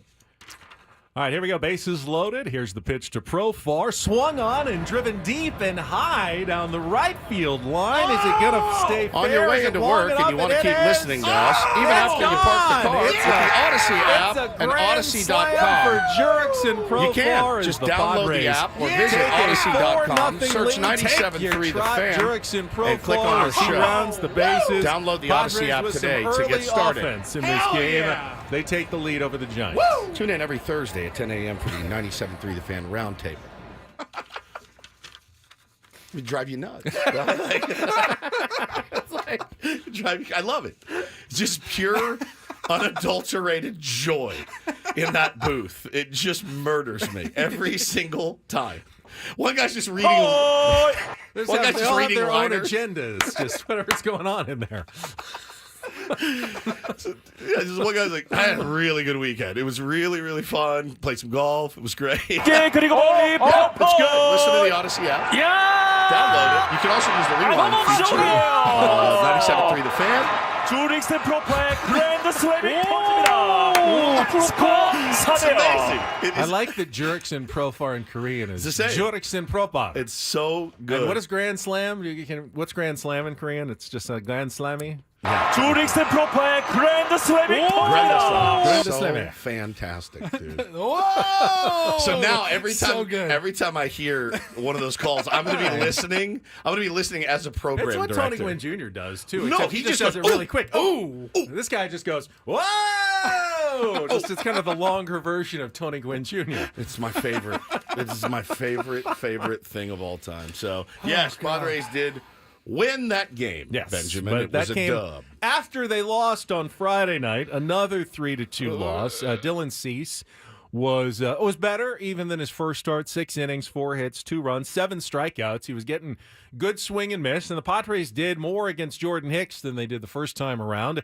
They got him for 2 runs. He went 7 innings, 5 hits, struck out 5. I think what really drove everybody crazy in that game is that all 3 San Francisco runs scored on free passes. Well, 2 walks and 1 hit by pitch.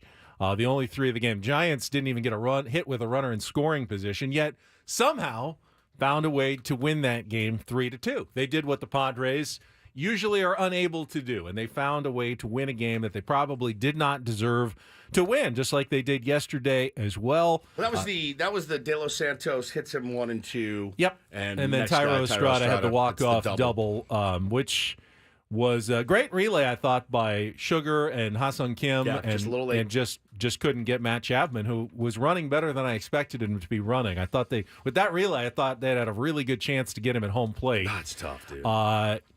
There was the interference call on Fernando Tatis Jr. Yeah, it made in sense that game to me. that cost the Padres a third run that would have been critical, and there was a lot of discussion. So Fernando was first and third. They just scored a run, and Jake Cronenworth hits what is a grounder to short, but with the runner on third and 1 out, if he beats it out at first, they're going to score that run. There's no way they're going to be able to turn 2. It's just hit too slowly.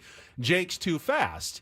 And Fernando goes sliding into second base, straight into second, pops up, and as he's popping up, he kind of falls off the base and bumps into the guy at second. Now, it made no difference on the play at first. Jake was going to be safe either way. He could have not thrown it. He would have been safe, but because of the rules, the way they are written, if you make contact with the runner or with the thrower, the fielder, and you're not touching the base, then that's interference and it's an automatic double play. And it took a run literally off the scoreboard for the Padres. I saw some fans very mad at Fernando, going, that's a flashy play, that's a selfish play, like just slide in there.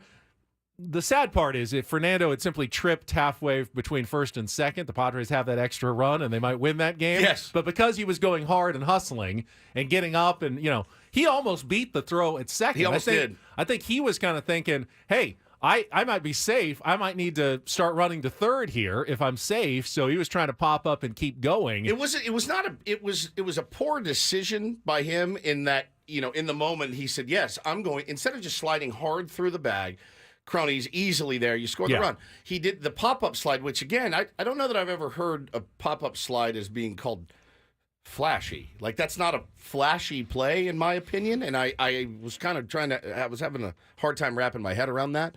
It was just a poor decision. I mean, you didn't need to pop up. No. You didn't need to interfere. No. Given perspective, Fernando would have just simply go hard in the back. Or just trailed off, into the other side and peeled off, and Padres score a run there and continue that rally. And unfortunately, the inning was over.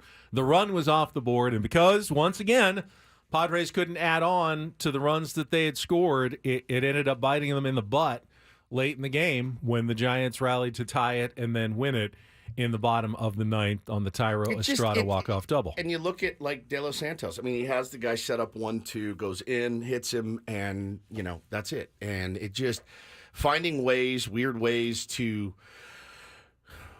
fail at execution at the most opportune time, at the most inopportune time, is just killing this team. And Mike Schilt told us, the attention to detail is something that he preaches. I haven't seen a ton of it, man. When you talk about some of the failed bunt attempts, the sacrifice bunt that you gave away an out last week with Sugar up,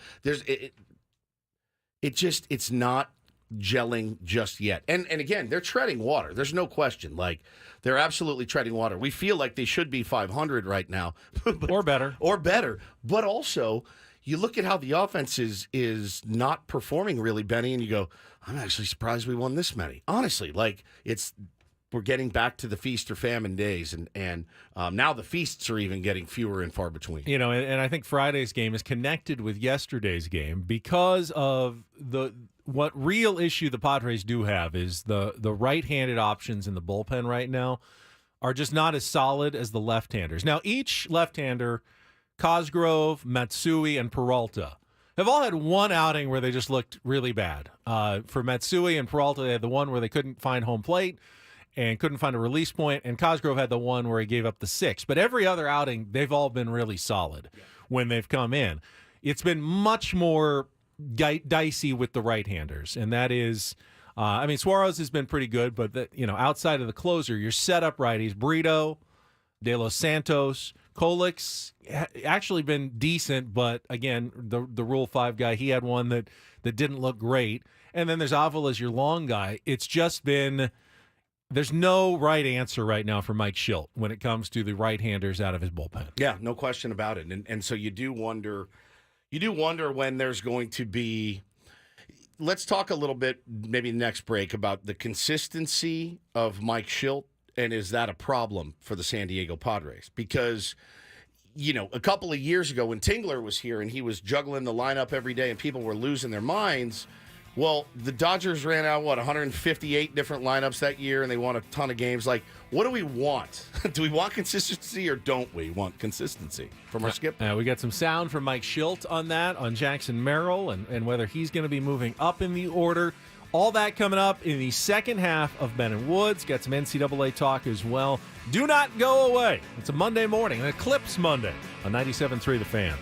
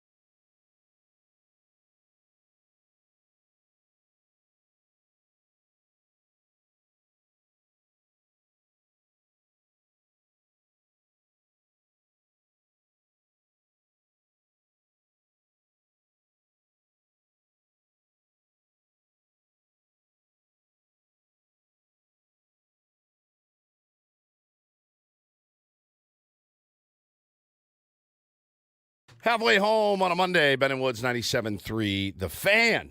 And people want outrage this morning. I'm going to try to, I'm mostly just sad. Like I'm like depressed. It's hard for me to manufacture outrage, but I'll try. I'm going to try for you. I'm Woodsy. That's Paul Rindle, the executive producer. Ben Higgins, never really outraged. I'm outraged on the inside. Sometimes you are outraged on the inside. Let it out every once in a while. Yeah. It's okay. Yeah. No. We won't get mad. He let it out at me last week.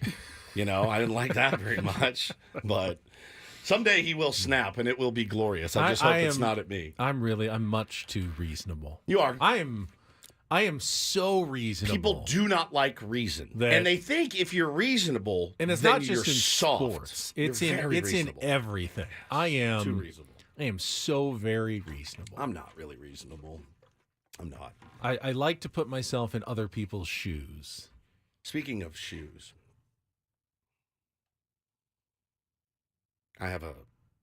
we know this about me. We know this, that I have a bit of boomer in me. A bit. Just a bit. It grows as I think you age. You think you're immune to it? Yes. But I'm so we're cool not. and hip. No. We're not. And when it comes to baseball, he lives in me a little bit. Now, there's so much about the new way to analyze. You're not Goose. No, I'm not. You're not there. No, but, I'm not. there. We all start creeping that direction. You're a nerd too. As we get older. And I feel like I feel him in me. The TV show, The Incredible Hulk. Mine's like the Incredible Boomer. You won't want to see him. You don't when he's boomer. That's exactly right. And he comes out, and I'm like, I try to tamp it down, and it's the shirt starts to rip, and the boomer starts to the veins come out, popping out, and it's like I have the worst takes of all time. You don't turn green, you turn goose. I turn red. My ears start to burn, and he just comes out of me. That boomer lives inside me. Like I think it's cool. I think we have cool players, but I don't care about cleats anymore. I just want wins. I just want wins. I honestly I don't care about anything else. I don't care about social media content. I just care about wins. That's literally. Does that make me a boomer? Reasonable me will say, and I get the emails about Fernando Tatis Jr.'s It's signature not just cleats. him. It's all around baseball. And reasonable me will say, this was set up before the season. Sure. He's not sitting there every night designing and planning what cleat they're going to wear. They just put him in his locker.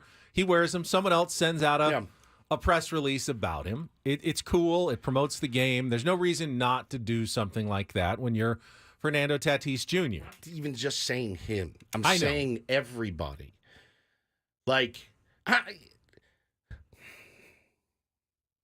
He lives in me, though. Did you put a green filter on Woods? I was just going, what's wrong with our camera? No, you didn't. Paulie, there's something wrong with the camera. And I realized, he's turning green like the Incredible Hulk on the Incredible Boomer on our YouTube stream. You won't like him. You won't like him when he's mad boomery. about cleats. I'm mad about everything. I'm mad about everything. It's genius. It's Paul. the boomer filter. It's genius. But I'm so anti-boomer in other ways. I'm like, stop my thing! Stop! I'm begging you! Never square again! If I never saw anyone square to bunts again, I will be fine. Fine! Okay? But there's parts of the pitching stuff where I'm like, bro, I understand why these guys go max effort. I do. I absolutely do. We're going to cover that tomorrow. But you know what I'm saying? I'm not of that guy. Nolan Ryan could go 700 innings. I'm not that guy. I don't expect it of these dudes. I don't. So it's that devil and angel. The angel's no, I love expected batting average. I love barrel percent. You've had I it love for a that while. stuff. I mean, all the way back to when Will Myers was playing his video games with when he was making fun of Andy Green for making them do drills. The boomer in me was like, And you also know that they could be doing way worse things with their off time than playing video games. Oh, it wasn't the video games per se that bothered me. It was, are we so good are you so good you don't need drills? Doing cutoff and relays tomorrow at 3 o'clock in September, dude. Are you guys gonna do pop-up com too? Oh my god, bro, it's so miserable, man. It's insane. Will, did you hear they're calling up Andy could not be any worse than he is right now. Dude, hey, I got a mini for you, Grubby. What'd you say, Carl? Streaming. Streaming. Just a dead man. Will had to go in the next to go, hey, I'm so sorry. Give Will credit. He sighed knowing I'm dead. They're going to play this on the radio for the rest. Hey, I got a mini for you, Grubby. What'd you say, Carl? Streaming. I was so mad about that. Like, again, the team was just toiling. And yeah, man, it's like we all complain about our bosses. I do it on the radio all the time. And it just was like, man, you guys are that good at relays and cutoffs that you don't need the work, and that's that boomer in me. And I know damn well. And then again, the reasonable me will say, they were out of it. It was September. Same. Other teams are not drilling in September. I know that. Yes, I know you do. I damn well know that. And I damn well know that if I was Will Myers, I would have said the same thing. That is the irrational boomer that lives in me. And that green, you can, just start adding the green filter when I start to get boomery about it. I'm like, oh no, here he comes. Like, push him down. Holy cow, man. So yeah, that is, I understand. And the outrage, it's hard to be outraged after 12 games. It is. But the most common thread that I hear and see, and I spend a lot of time talking to Padres fans, a lot, more than I should, that it's just same. The 2023 vibes are starting to creep in, and that's what we needed to avoid, like the plague. We needed to avoid it. I don't want to be, because I'm very reasonable, and I'm not an alarmist, but I feel like this is a important week for the Padres. Because they're 2 games under 500 now. Fine. It's 12 games. They could have won a couple of them. No big deal. They got 3 against the Cubs at Petco Park. Cubs are hot. They just took 2 or 3 from the Dodgers. Then you go up to L.A. for 3 on Friday, Saturday, and Sunday. Things have not gone well at Dodger Stadium. Not just for the Padres, really for any team, but those are going to be tough. If you have a bad week this week and go, 1-5, all of a sudden, you're 6 games under 500, and now I can see... Now it's tough. Now you're climbing out of a hole that might take you, even if you play well, a month or 2. You got to get back to 500. You have to tread some water this week. You've got to find a way to win at least 2, if not 3 games. 2 minimum. 3 would be nice. A winning record, that's almost even too much to hope for this week against 2 teams that are playing well and are tough. I would love to see it. If they do a winning record this week, you can say, all right, they've gotten on track here. They are going. This is a tough and potentially problematic week for your San Diego Padres. They need to be on their games, and we'll discuss it. We'll look ahead to tonight's game and the rest of the week a little bit later. But I just want to go on record as even me, early in the season, don't worry about it, Ben, I'm a little nervous about this week for the San Diego Padres. You don't want to dig yourself a hole. They're not in a hole yet. They're in second place. They're not in a hole. Yeah, there's other teams that are doing better. It really is early. But you have a bad week this week, and now all of a sudden you got to get the shovels out. I said it. You're not allowed to say that. Oh God. If you have a bad week this week, you got shovels and you're trying to dig yourself out for a while. And I do not want to see that. I am so very encouraged by Jackson Merrill. So very encouraged by the way he swings the bat, the way he takes such pro at bats. I wish, frankly, I wish there were veterans on the team that took the at bats that Jackson Merrill takes. Honestly, like he looks good, he looks really good. Now he's going to struggle at some point, and so. The guys that make the most money, I've said it like a mantra this season, and everyone says I'm so soft, and I've said it from the get-go. As Manny and Tatis and Xander go, stop looking to Jake Cronenworth to be your savior. He shouldn't have to be. Though, as those three guys go, we go. They're the ones that need to get it together. They're the ones that need to hit doubles. They're the ones that need to hit home runs. They're the ones that need to lead this team. We're out here picking apart everything. Well, why is Eggy Rosario? And who cares? Why is Tyler Wade starting again? Who cares? Those guys are the ones that need to lead this team and deliver. You know, they're the ones that make the most money. That's how it goes. In every sport, in every walk of life, they're the ones that got to deliver. And they will. It just can't all be in the same 50 games. And it's not going to be where they then win by 6. Right. It's not going to be 6 months long either. I get that. They need to be coming through more consistently, and they need to spread it out a little bit. I don't know, you can't plan for such things, but it can't simply be, oh, yeah, Xander was hot 3 games this week, and Manny was hot 3 games this week, and guess what? They were the same 3 games, and they won those 3, and they lost the other 4. Exactly, dude. Exactly. That's exactly right. So I'm so encouraged with Merrill. I'm so encouraged with the starting pitching in the last week. It feels like, okay, that box feels checked. Yu Darvish needs to go out and have a great game. He's pitched really well this year. Keep that rolling. But, man, I'm telling you, and you guys aren't wrong when you say, like, Manny needs to get it going. Absolutely. And Xander needs to hit something more than a single, you know, and stop getting mad when Jake Cronenworth doesn't deliver. Stop getting mad when Tyler Wade doesn't deliver. You can be mad at somebody. I don't think you need to be mad at them, right? Those aren't the guys that are supposed to lead this team. And the Profar has done great. The bottom of the order has really come through. Campy's been great. Even Wade's done at least job. enough yes. of what you would ask from someone like Tyler Wade. But again, like I'm seeing the bench guys are the ones getting roasted. It's like, no. First of all, they're all making the minimum. Absolutely, and they're not supposed to be. They're not supposed to really even be playing full time. You know. So again, if you want to point to AJ and say we need more. We need more. That's on him. We need more help in the bullpen. That's on him. You know, I understand that. Schilt gets, I mean, putting the same 6 guys in when they're consistently producing a couple of runs a game, that's something that I would look at. I said it last week. Like, let's not get into such a pattern of, well, I know Tony Gwynn Jr., I heard him talking about it. As an ex-big leaguer, I tend to always defer to those guys. And he said, it is no better feeling than knowing where you are and when. And so it's hard to rationalize, well, let's just move everything around. It's just hard to do. I think I kept the same top 6 on my team, too, since we've started. I think I really have. But I understand the methodology behind it and the psychology of it. But at some point, when do you go, all right, we got to get this dude going. He's going to get better pitches here.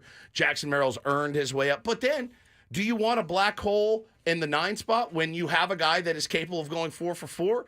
You have to have a balanced lineup. Moving Jackson Merrill up to the 5, just in my mind goes, well, who's going to hit 9 now? Is it just out at the bottom? What if you move him up and he goes 1 for 5, 0 for 4, something like that? You don't want to really panic and move him back down. Yeah, you don't really want to mess with a good thing.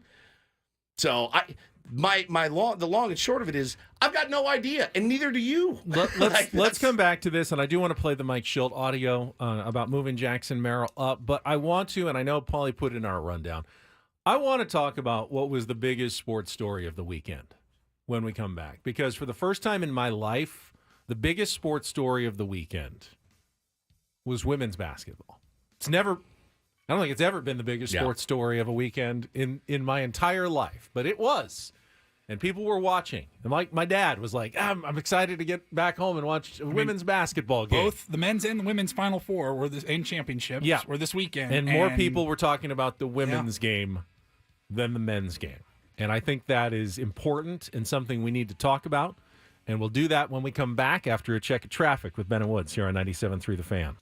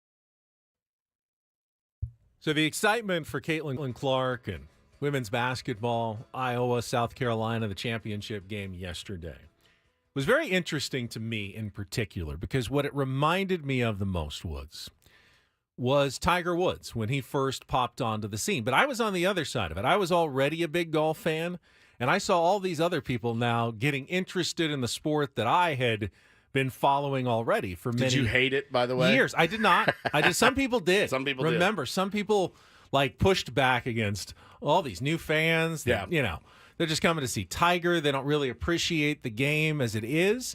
But this time, I was on the other end. I will admit, I have not watched a ton of women's basketball over the years.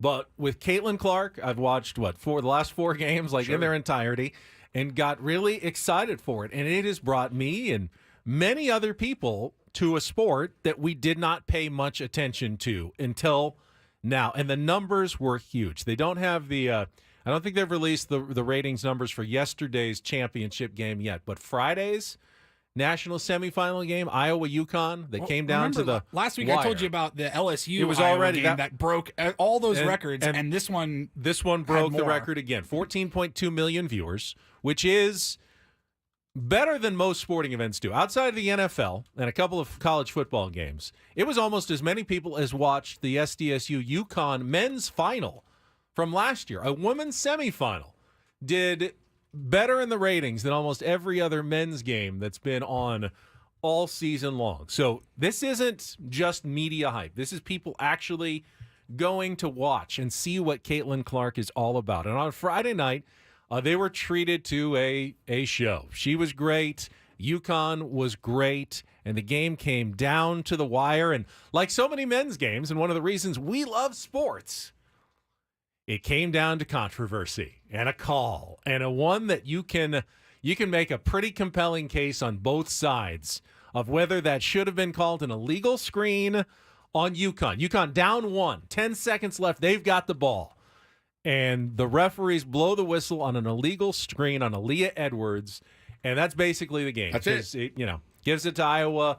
They run some clock. They get fouled, and that is essentially the game is over on the referees taking the ball out of their hands. And I saw basketball people outraged, like, you can't make that call there. That is not a call you make in that situation. That's one of my favorite tropes in sports. And I know I've said it before. You can't make that call there. You've swallowed your whistle the entire, the entire last 15 minutes. You're going to make that call there.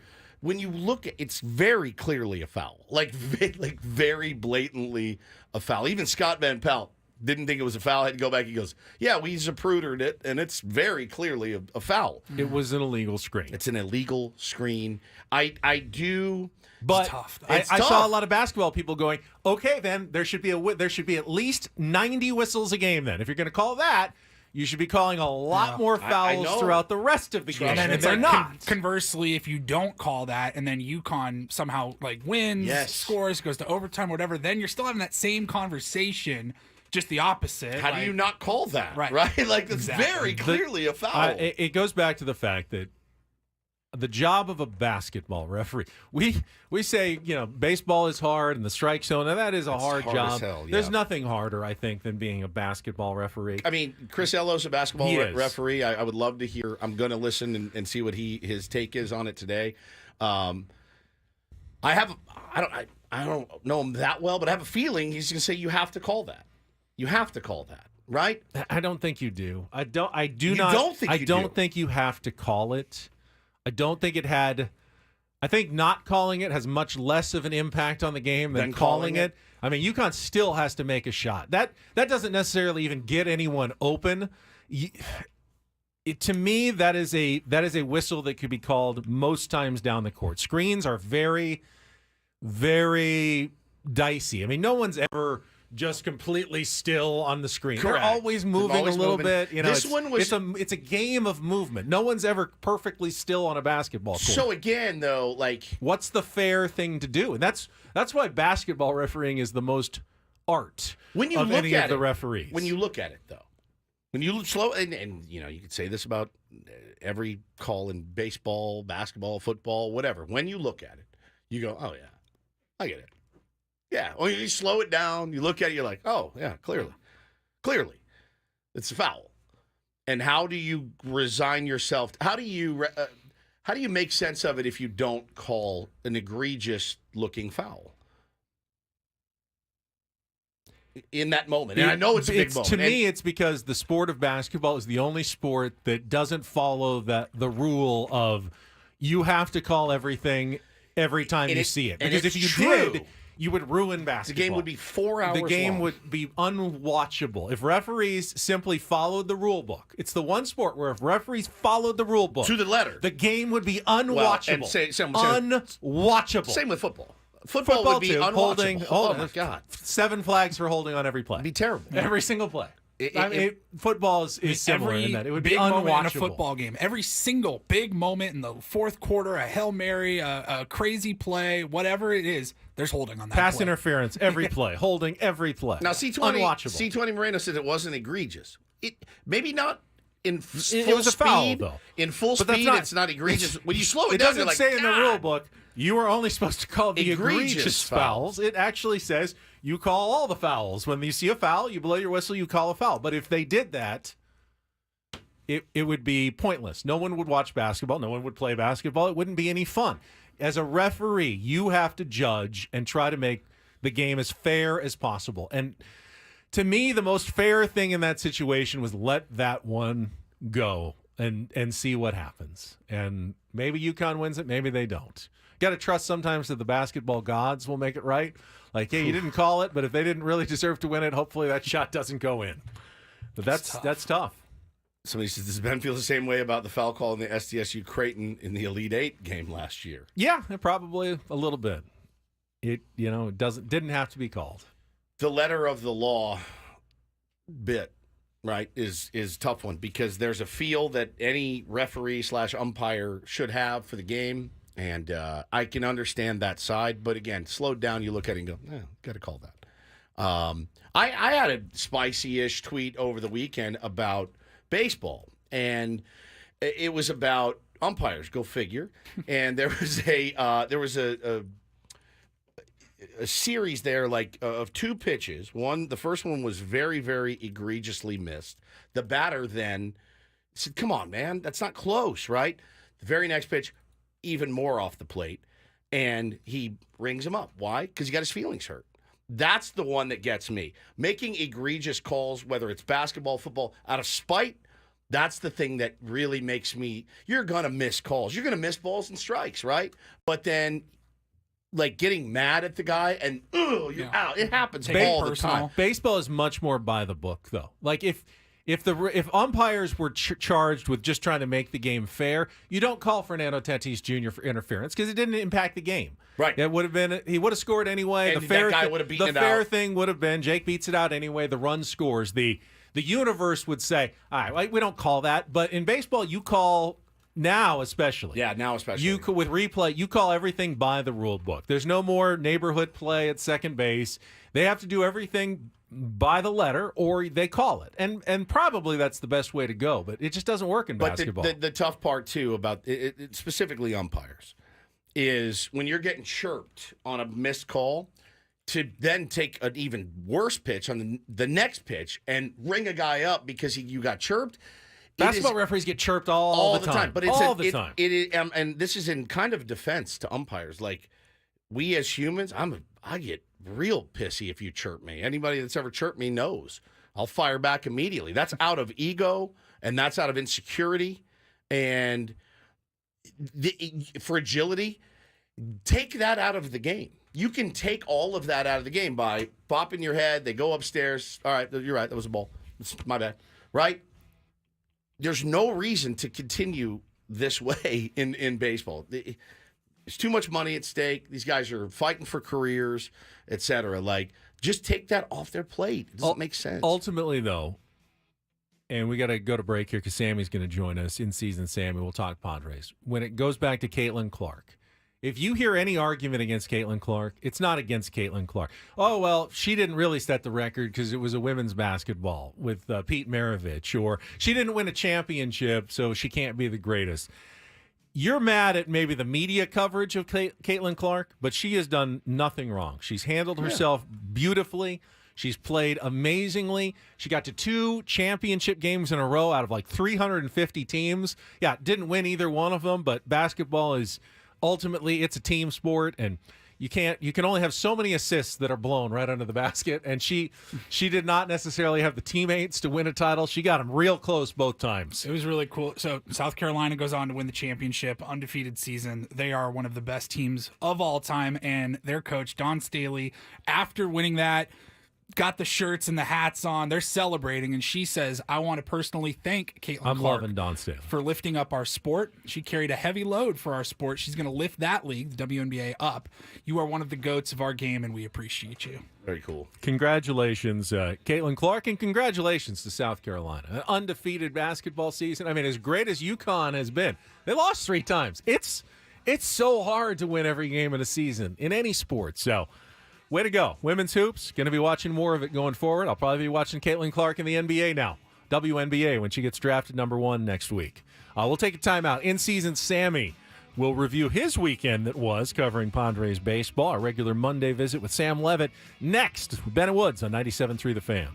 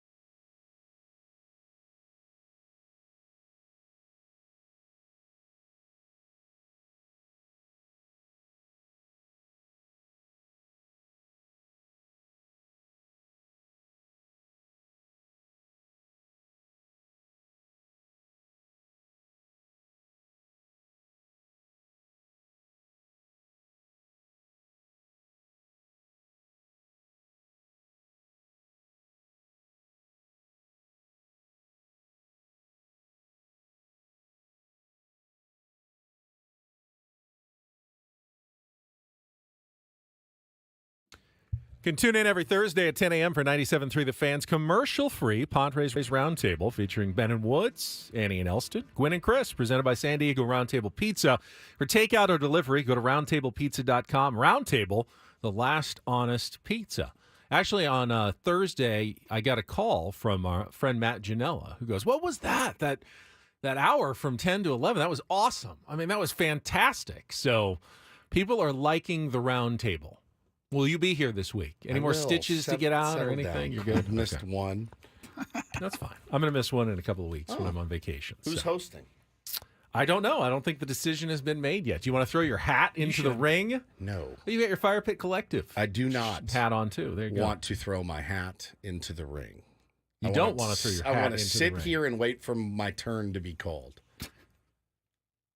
I mean, whoever it is. It's not going to be as good. Big shoes to fill. Huge Even shoes. though I don't usually wear shoes. That's true. Big flip-flops. Still have big flip-flops to fill. Maybe Sammy can do it for us. Maybe Sammy will be the guy. In-season Sammy will join us. Talk about the Padres weekend that was right after this check of traffic on 97.3 The Fan. From the 97.3 The Fan Traffic Center, here's Kelly Danick. Traffic is sponsored by Valvoline Instant Drive-Thru Oil Change, your 15-minute instant drive-thru oil change. A couple of problems in the North County. One is a stalled SUV in middle lanes on westbound 78 just past Nordall Road. South 5 Coastline past Leucadia. There is a collision involving a couple vehicles there over the right shoulder. Also crashed on westbound 52 near the 125. Tow trucks on scene. That's in the fast lane. Valvoline Instant Oil Change is your drive-thru oil change. It only takes 15 minutes and you don't have to get out of your car. With all the rain lately, Valvoline is also offering replacement wiper blades. For directions and discounts, go to SoCalOilChange.com. SoCalOilChange.com. I'm Kelly Danick with Ben and Woods, San Diego's #1 sports station, 97.3 The Fan. I think one of the always interesting questions early in a baseball season is, what is it okay to react to and overreact to? As we welcome Sam Levitt onto the program. In-season Sammy joining us every Monday during Padres season. Hello, Sam. Good morning, guys. How you doing? Happy Monday. Happy Monday to you, my friend. People get mad if I say it's early, and I understand why. Every game is important. But there were also some people, Sam, who after one inning decided Matt Waldron should be nowhere near the Padres starting rotation. Correct. And after that one inning, he's actually pitched quite well, and I'm certain he's earned himself at least another start in that fifth spot when it comes around again against the Dodgers this weekend. So overreact, underreact, where do you kind of lie on this, and what have you been hearing from Padres fans? Well, I think as far as some elements of what we've seen so far, there has been probably a little bit of overreaction. I mean, you're right on the Waldron thing, right? I mean, one inning does not make a season, does not make a starting pitchers open to the season. And obviously one of the bright spots based on what we saw the first time through the rotation, the second time through was terrific from these starters. Unfortunately, the Padres only won 2 of those games. So it is, my point is that it is easy to overreact to individual game-by-game performances, whether that's offensively or pitching-wise. But this is a bit of a different situation when you look at the macro for this team. And I think in particular offensively, and I totally understand, and I listened to the first couple hours of the show this morning, I totally understand your guys' frustration, the fans' frustration, because while there have been some moments that have made you believe and think that this is a different year than 2023, there have also been a number of things that have 2023 creeping in your mind. And I said it on the post game yesterday. You could have taken yesterday's game out of 2023's book directly, right? Ripped the page out, put it on the table, and said, "Yep, that's one of those games in San Francisco from 2023." And that's whether it was miscues late to lose the game, whether that was just a ton of missed opportunities offensively. And I think, unfortunately, for this group, which is led by the same stars, the same core group as it was a year ago, subtracted of Juan Soto and I guess Blake Snell and Josh Hader as well. But the same core group of guys, look, unfortunately, they're really, I think, from the fan base, from what I hear, from what you guys hear, I don't think there's a ton of benefit of the doubt, right? And I think something we talked about during the offseason, during spring training, is how important it was to get off to a good start. Now, you talk about overreaction, underreaction. Look, a start to me is not 12 games in a baseball season. Right? You got to get through a month. You got to get through, let's say, 25, 30 games. That's really the early part of the season. And quite frankly, this team could rattle off a few wins in a row, and you feel way better about where they're at. But, you know, this team is dealing with kind of that ghost of 23 almost, right, of what transpired last year on the field, the disappointment of it, and looking for signs and indications that this group this season's a little bit different. And admittedly, the last 6 games or so, what we've seen offensively and just the way they've lost some of these games, yesterday certainly included, it makes you remember what happened last year to the Padres. So I understand it, that you want to try to get as far away from last season as you possibly can. And unfortunately, the start so far, I don't think has really done that. Of course, a start is not necessarily 12 games. But to this point, I think there's been, some memories of last year, and that was something I think we were all hoping to avoid at this point. And is that fair? No, it's not. It's absolutely not fair. But it is absolutely going to happen, and they know that. And you do wonder, when you talk to any big leaguer, former big leaguer, like, nah, last year was last year, this year's this year. Okay, fine, prove it, right? Like, prove it. I understand. You don't judge me for the guy I was when I was 21, because I'm a different guy entirely, right? But you're looking at the, like you said, it's the same guys. And when I texted my friend the other day, I said, these guys, they're like avoiding being clutch at all times. He said, well, it's early. I said, but it's the same guys, and like at some point you do wonder, what do you think, Sammy, about the consistency so far of Mike Schilt?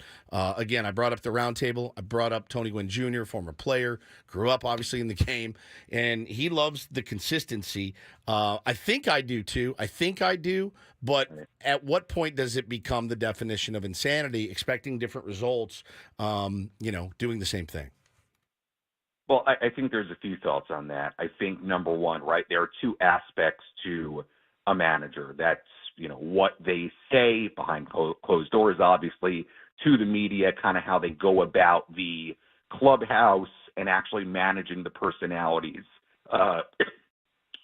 Managing the personalities behind the scenes, part of being a manager. And then obviously how you construct your lineup every day. And I do think it's a very fair question, just in what you guys talked about earlier, the Jackson Merrill case. I think it's a very fair question with the way he's played and the quality of his at-bats. I think it definitely should be a consideration to move him up at least a little bit in that lineup. So I think the consistency for Mike Schilt, I think we'll see it play out again. And I know no Padres fan wants to hear this, but it is early. It's 12 games in. Oh boy, you're okay, but look, the bottom line is that this team is relying on the same guys they relied a year ago. And you can do whatever you want with the lineup. You can do whatever you want. You can say whatever you want. But the bottom line, and you guys know this too, is they will go as far as these big guys take them, right? This is still a team that is going to rely on the middle of that lineup to do some very, very special things throughout the course of a baseball season. So, I don't know how much tinkering there is to be done. You guys made the point earlier. Look, Manny's going through a slump right now. Kim's going through a slump right now. Bogarts has not hit the ball well these last 6 games. Runners in scoring position the last 6 games. We kind of, said that was a great strength early on. Well, the last 6 games, they're now hitting 184 in those situations, and they haven't scored more than 4 runs in a week, right? And 4 out of the last 6 games have been just 2-run outputs. That's not going to work on most days. So, again, I know that early word is something that everybody doesn't want to hear, and I totally get it. But I don't know how much day-to-day, at least offensively, how much you can really do, because you're still relying on your stars to be stars. It was that way last year. It's this way. It's that way this year. And look, I think to this point, I think Mike Schilt's done what you can expect of him and that is be upbeat, positive, consistent. Now, if things don't, really head in a positive direction here soon, look, we're going to see, right?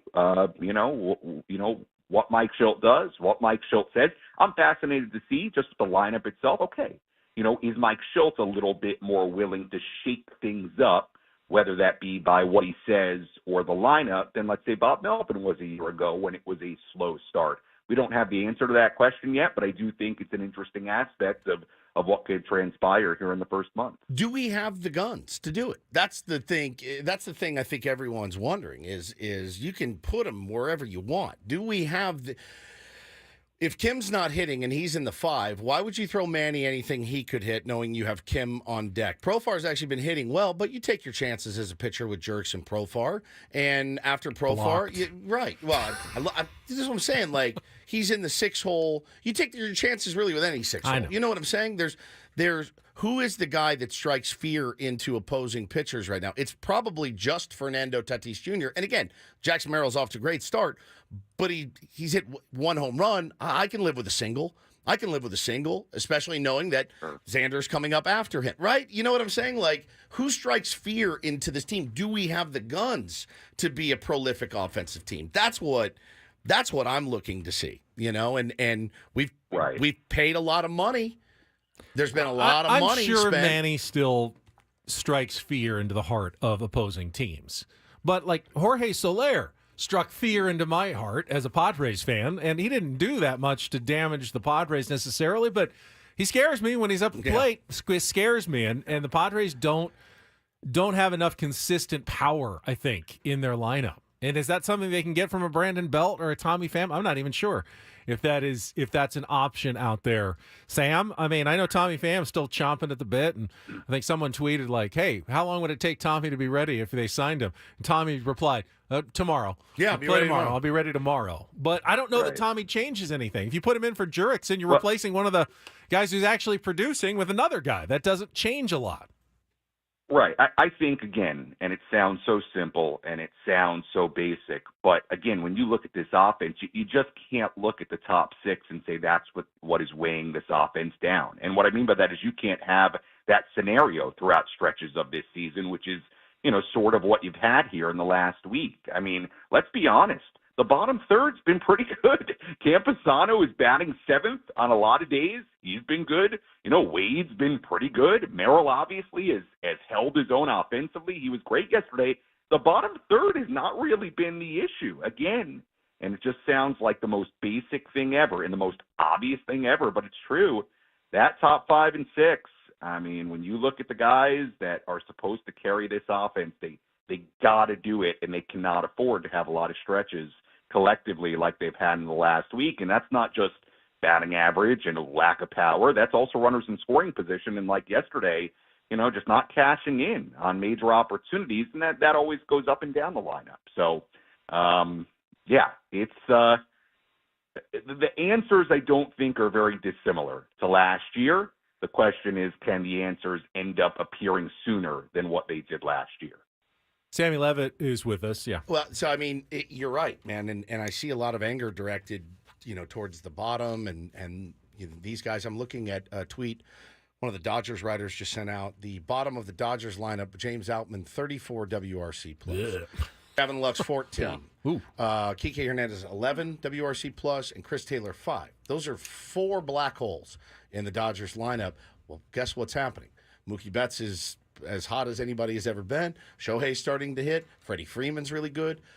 Will Smith is really good. Max Muncy. Their stars are carrying them. Their stars are carrying their team, and that's how it's got to be here, and that's what is possible. Yeah, you'd rather have Tyler Wade and even Jackson Merrill kind of go into a slump and trade it off for what Manny and Tatis can do at their best, and Xander with some extra base hits. You just would. I'd love to see Jackson continue to play the way he's done, and Campy continue to hit over 300. But you're only going to win games if those guys at the top of your order start hitting. And there's nothing that Mike Schilt or anyone else can really do necessarily to make it happen.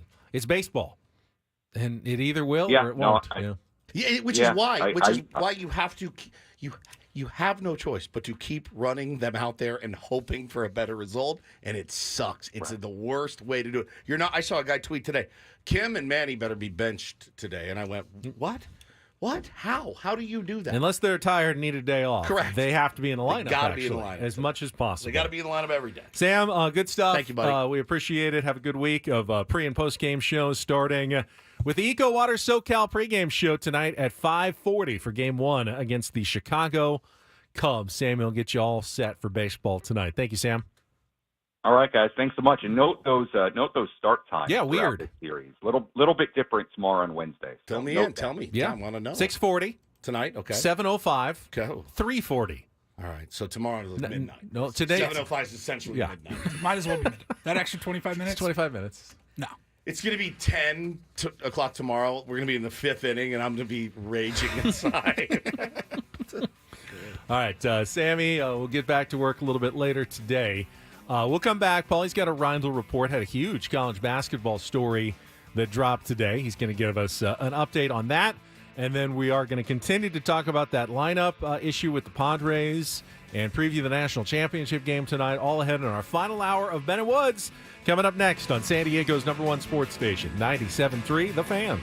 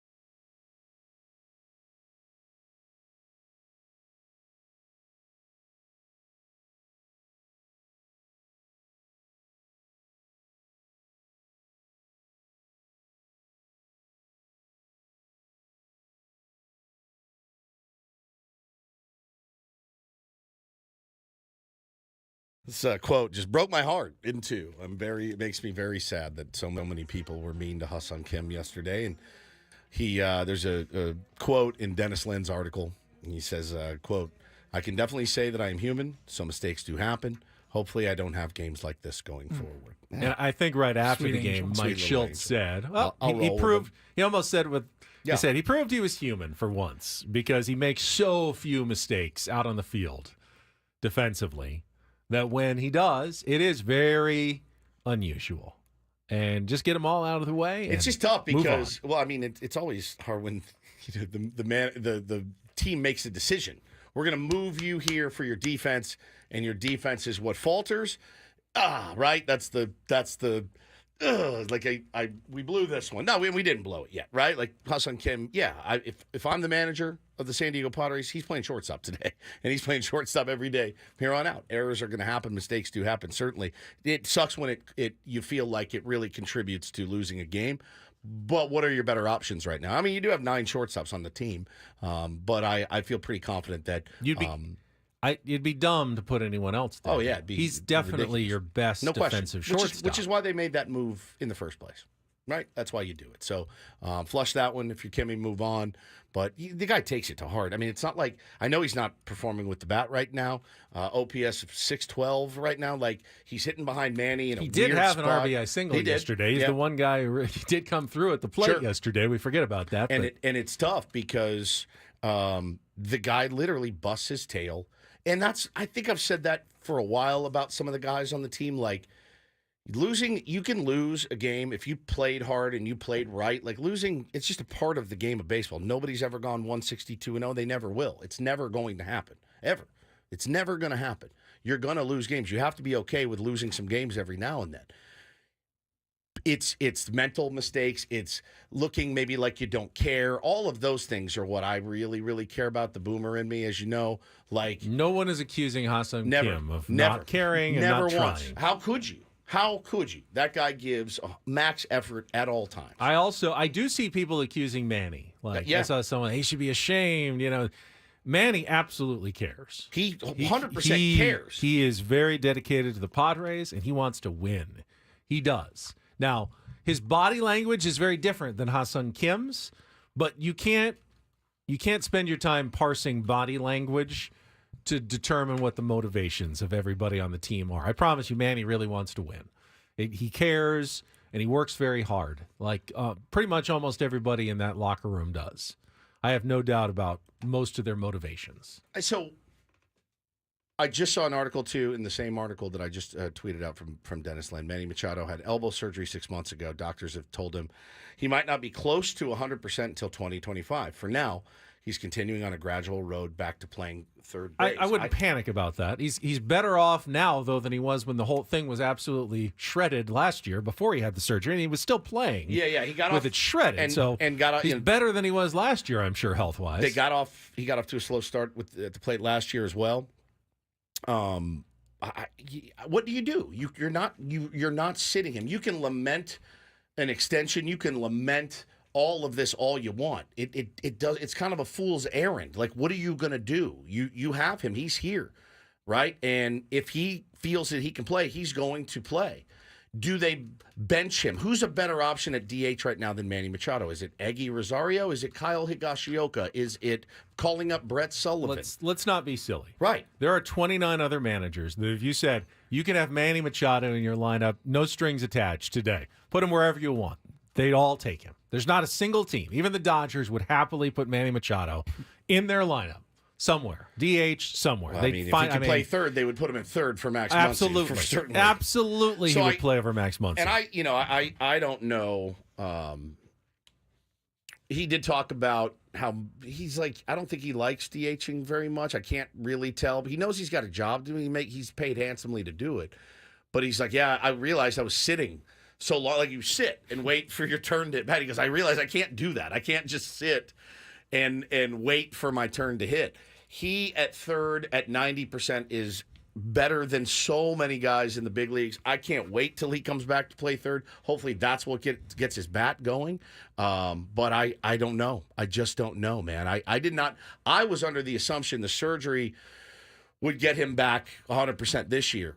Has he ever been 100% on a baseball field since, 10 years ago? I'm just glad that I think he's going to be healthier this year, hopefully, than he was last year. I hope so. He was definitely not healthy at all last year. Yeah. He had the tennis elbow for like 2 years before that, and it was just getting worse and worse. So, yeah, it may take, just like, I think this is just doctors saying, hey, anytime you have surgery, it's going to take a while. Tommy John guys come back in 13 months, but they're not fully 100% until at least 18 months to 2 years after they have the surgery. It takes a while to fully build up everything. Doesn't mean they can't be effective and can't go out and have good seasons after they get back in 13 months, but they're not going to feel themselves like I did when I was younger until a good deal of time has gone by after surgery.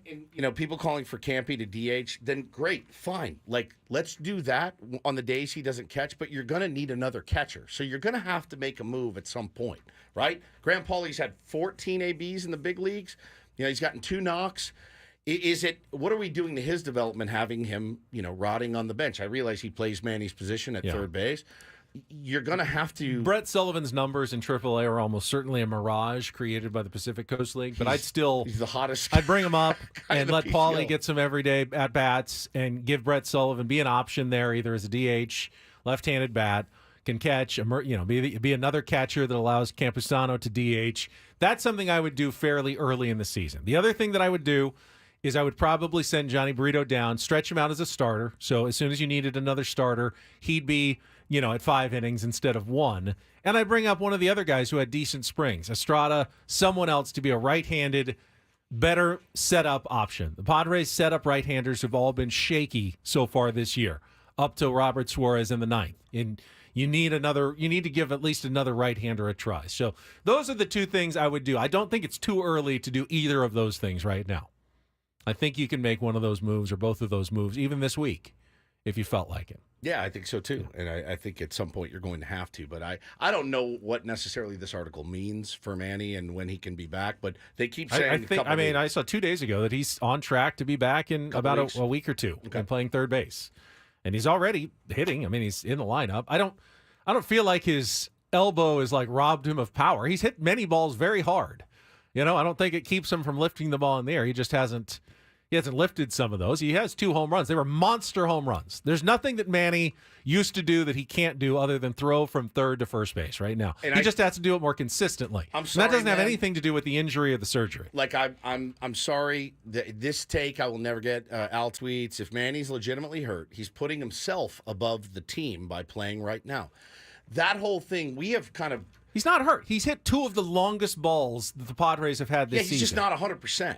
He's in a slump. Right? So, again, that whole thing, him being there, not at 100%, is ultimately, I know it sucks when he's slumping, but the players, the guys he plays with are like, that's my guy. If he's doing it, I need to do it. I'd rather have Manny at 80% than Iggy Rosario at 159%. There's no question. I don't buy that, man. I never have. I've never bought that. Like, I've never bought that whole thing of like, oh, you're being selfish by wanting to play.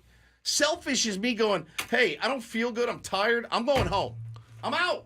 That's selfish. Saying, hey, man, I don't feel good. I'm tired. I took a Dayquil. I popped an Adderall. I'm going to get through this thing. That's what you guys want. I may not be at my best, but that's what your team needs. How do we not get this now? Now, if Graham Pauley were absolutely on fire and his OPS was 1,200, and you can put him in the lineup and give Manny a day off, fine. There's no one out there who has made a case at all to sit Manny right now on your team. There's no one. Baffling. All right, Paulie's got some headlines. Let's get to the Ryle Report. And get things started here with our today's edition of the Ryle Report. Now tuned into the greatest.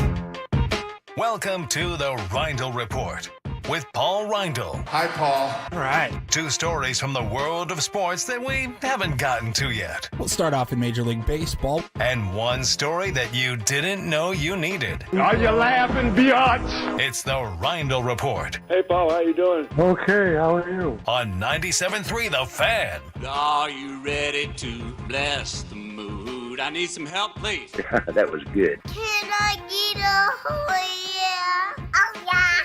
All right. All right, gentlemen, we'll move a little quickly here. Big news in college hoops overnight as it's looking like John Calipari is leaving Kentucky, and he is going to be the new coach at Arkansas, finalizing a 5-year deal. Eric Musselman leaving Arkansas to go coach at USC. We talked about that on Friday. And, everyone was kind of just shocked by this news because that's a big name. That's a big school. You don't typically – that's a big story when a Duke, a Kansas, a Kentucky, or whatever make a coaching change. But ultimately, I think Kentucky's pretty happy with this because they were not – happy with John Calipari over the last few years. A couple of first-round exits, including this year losing to 14-seeded, I believe, Oakland. And the problem was that Kentucky didn't want to pay him. I think it was like $31 or $33 million buyout if they were to fire him. They don't have to pay him if another school wants to hire him. So they're like, no, please don't go. I mean... so this is a game of coaching musical chairs in which so far every school has ended up probably for the better. SMU gets Andy Enfield from USC as they move to the ACC. That's a good hire for them. USC gets Eric Musselman from Arkansas. Great hire. That's a good hire from them. Damn it. Arkansas gets John Calipari from Kentucky. That's a good hire for them. Yep. And Kentucky can have their pick of pretty much anyone they want. I've heard Nate Oates' name from Alabama, who they'll probably be very excited about.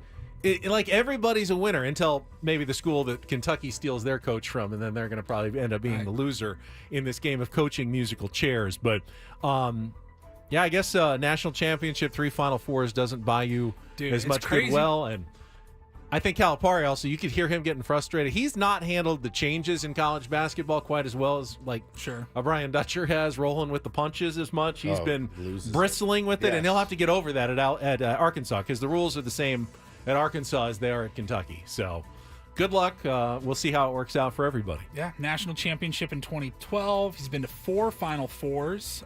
Those were in his first 6 seasons there. I'm sure at least one of them was vacated. I'm just guessing. He went 4-10 and 123 with the Wildcats. And see you later. All right, next up, this absolutely could have and should have been a do this if we had more time earlier in the show, but I want to shout out Jillian Albayati. I hope I'm saying that correctly. She goes to Cal State San Marcos, and she plays softball. And this weekend, she played baseball as well. Pretty awesome story. I was reading here. Baseball on the men's division, the college Division II college baseball team. The first woman to play baseball at the D2 level. And so she hit a walk-off, or I don't know if she hit the grand slam, but there was a walk-off grand slam for their softball game. And she changed uniforms, sprinted down to the baseball field, and shortly after arriving, she was in the game. They were getting That's amazing. They were losing, and she got like 10 or she showed up in the 9th inning of the baseball game, and they were down big, and she got about 10 warm-up pitches, and the coach said, "You're in." And she went in there and pitched. It was really cool. I got a little CSU San Marcos posted a little video of her on the mound. Does she want to play for the Tier 1s this Sunday? Does she have 2 other games? Can she do 3 games in one day? Looks like that's pretty hard. Yeah, absolutely. She has played baseball her entire life. And I want to bring up these numbers that I saw earlier. When she was in high school, I mean, she was a stud pitcher. Where am I at? She went to Anaheim High School, and on the baseball team in 2022, they went 12-0. She went 12-0. Career record of 20-0 on the mound with a 1.68 ERA. And then she also hits 360 as well. Good to play. God. Yeah. Awesome. Pretty cool. All right, and then finally... Or was she being selfish for playing in both games in the same day? Maybe. Yeah. Finally, do you know where Kyle, Texas is? You know, I don't. I know Kyle Field is at Texas A&M, but I don't know. I'm unfamiliar with Kyle, Texas. A&M is in Austin? No, A&M is in College Station. College Station. UT is in Austin. UT, okay. College Station's down south. Dump. Is it not good? Kyle is south of Austin, I South believe. of Austin. North of San Antonio, south of Austin. All right, well, Kyle, Texas is trying to set a Guinness World Record for the largest same-name gathering. I didn't know that was a record already. Turns out it is. Same-name gathering. It was set in 2017. 2,325 people named Ivan showed up to a gathering in Bosnia and another city I'm not going to even try to pronounce. So 2325 is the number. And Kyle is calling for any and all Kyles to show up to Kyle, Texas on May 18th at 1 o'clock. It's part of the Kyle Fair. And they want anybody that is named Kyle to show up as they attempt to break that number of 2,325 Ivans with at least 2,326 Kyles. So if there was a Ben, California, all the Bens would. Who's like the most famous Kyle? Like, is there like a signature Kyle to get? I'm trying to think of the Kyles we know. We've got Kyle Glaser, who love Kyle Glaser. Yeah, Kyle Rudolph. Let's see, was the a most tight end. famous Kyles. Kyle Kraska, TV guy. Yeah, you know. one of your guys. Kyle Busch is a Kyle Lowry, NASCAR driver. Kyle Chandler, actor. Kyle he was, Busch. he was in Friday Night Lights, right? Mhm. Kyle Chandler. Kyle Korver. Not a lot of Kyles. I've got Kyle a cousin Mooney. named Kyle. Well, y'all be heading to Kyle, Texas I right doubt now. it. Who's paying my way? I'm not just going to be like, all right, babe, I'm driving. You're not named Kyle, I'm driving so to you don't need to worry Steve, about it. Oregon. You don't want to be a part of the Guinness record. No, I'm driving this. Where are you going? I'm driving to Stephen, Oregon this weekend. For what? They're doing a thing. For what is it? Everybody with the name Stephen shows up and we just hang out. All right, have fun. Okay. They've tried to do this before. Last year they had 1,490 Kyles show up to the event. They're going to need about 1,000 more. So how are we going to get Kyle Higashioka out there? Is he going to miss a game for the? I think so. Better not. Oh, the boomer would come out in Woods. The chat comes up with Kyle Long from the Bears. Kyle McLaughlin, he was Twin Peaks, right? Actor? Yes. Yeah, there you go. All Very right. good actor. Not a lot of Kyles that come to mind, though, as far as big I famous can't believe you names. didn't do the Morgan Wallen story. That's what I really wanted to hear. I mean, it's not a good story. I don't even like giving him breath. Kyle Petty. Steve Smith comes up with that one. He's going to be on Kyle's the rest of the day. Yeah, he is. All right. We can save Daryl Kyle? Oh, no, that doesn't No, count. we can save Morgan Wallen. Maybe don't do this tomorrow. 100%. A national championship game tonight. A couple quick thoughts. Paul keeps asking me, is UConn going to cover? They're going to cover? They're not going to cover? You know, I don't know. Keeps asking me. I don't know either, Paul. If I did, we wouldn't have to do this job at all. It's that I think I'm set in my ways, and then I read one little note about Purdue, and I go, well, now I don't know what to do anymore. Kyle Schwarber. That's what they want, by the way, I know. Paulie. They want you to be unsure. That is exactly what they want. Yeah, I want to ask Woods about Friday night Seals game as well. When I come back. It's phenomenal. Ben and Woods after traffic on 97.3 The Fan.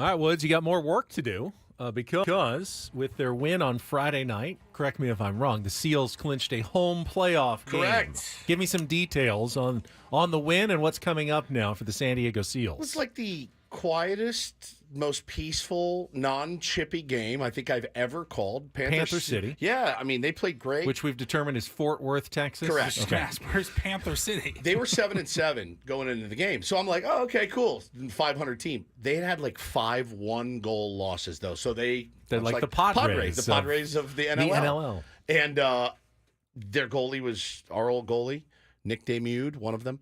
And he was great. And they battled it out. And finally, man, at the end, they just unleashed. Trevor Baptiste, who is the face-off specialist, won 25 of 27 face-offs and scored 2 goals. It was incredible. It was a great night. So many fans out there. People are stoked. So, yeah, we got a home playoff game. We'll figure out who, seeding and all that. We have one more regular season game on the 19th. One more game and then the playoffs. Yeah, one more game and then the playoffs. I'm super excited. It was electric. And we scored 4 goals in like the last minute to put it on ice, so it was pretty dope. By the way, speaking of the playoffs, and I'm sure Craig will have more on this, soccer's lost on Saturday on the road. So they play tonight, and they got to win twice. They got to win the game, and then they got to win an, if necessary, mini game, like a 1-quarter game to advance. So they're going to be out in the first round, which would be a big upset against the Texas Outlaws. They lost 6-4 on Saturday night, so good luck to the Sockers as well. But I think most of our attention tonight will be on the NCAA championship game from State Farm Stadium. What? False. Yours Yes, won't be. my attention Yours will be on the Padres. San Diego Padres. Around the country, attention will be on the NCAA championship game. And I'm not an old. I'll have 2 screens going. That's smart. Yeah, have both of them working at the same time. How does one do that? UConn, Purdue. One, I can watch on my phone. I did that yesterday. I watched the women's basketball on my phone, Padres on the TV for the second half of the women's basketball game. Gotta help you out, man. Wasn't that hard. I don't want to watch the Padres on my phone, and I don't want to watch the basketball on my phone. So, Paulie, you and I were trying to guess. Yeah. We tried to guess what would the line be if it was UConn against Purdue. Which is the matchup everybody wanted. And we both said we thought 6.5 sounded right. Yeah. I think it opened at 6, actually. But now it's gone up. It's gone up to 7. UConn by 7. So we were pretty spot on our prediction of what the line would be. Of course, on Saturday, both Purdue and UConn won their national semifinal games. And, it was kind of went as you'd expect. Alabama gave UConn a game, at least for a while. But eventually, UConn pulled away and won by double digits again. I was sweating that one just because I had it was tied at UConn 56. minus 11.5, I think it was. And they were just hovering around 8 to 10 point lead the entire second half. Way sweatier than it Come needed on, to be. pull away. And then they did. And then kind of clock struck midnight on 11th seed NC State. Purdue, just too much to handle with Zach Edey. 20 points, 12 rebounds. They won 63-50. So, yeah, this is the game pretty much everybody wanted. Just like in the women's side, you get in the game that the best player against the best team. The best player is Zach Edey against the best team in UConn. On the women's They've side, been the best 2 teams all season long. Yep. All year. On the women's side, it was the best team that won out, and I fully believe it's going to be the best team that wins out tonight for the UConn Huskies back-to-back titles. They just take no prisoners. Danny Hurley has got that team locked in when it comes time for March Madness, and they don't only refuse to lose. They refuse to even let it be close at the end. Well, before Saturday's game, they hadn't won by any less than 15.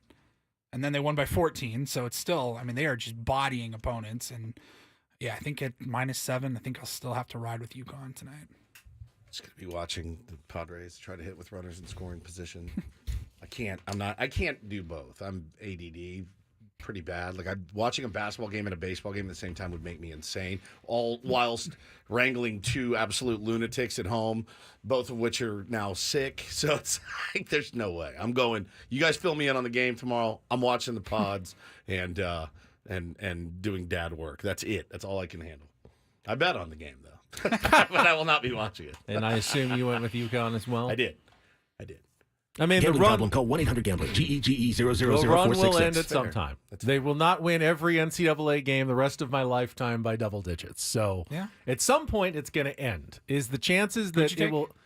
You took He UConn? took UConn, too. Does Purdue have the best chance of anyone yet of ending that run? Probably better than San Diego State did in the championship last year, to be honest. Yeah. San Diego State didn't have Zach Edey. Had Nathan Mensah, but they didn't have Zach Edey. So, to me, though, I think Edey is, I mean, he's an outstanding college basketball player. But I don't know that he can overcome everything that's going against Purdue in this game. They'll need to shoot lights out.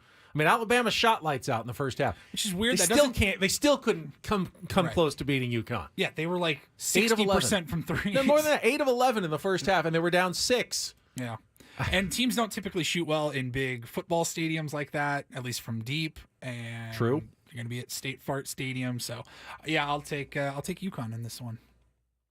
It's been a fun tournament, though. All right, Woods, you want to talk Padres. You want to talk tonight's game, the one you'll actually be watching. Will we see a different lineup from Mike Schilt? He hinted that it's at least being thought about. And we'll play that audio and discuss whether Jackson Merrill should be promoted, as it were, from the bottom of the order to the top of the order when we come back with more Ben and Woods. Final segment coming up on San Diego's #1 sports station, 97.3 The Fan.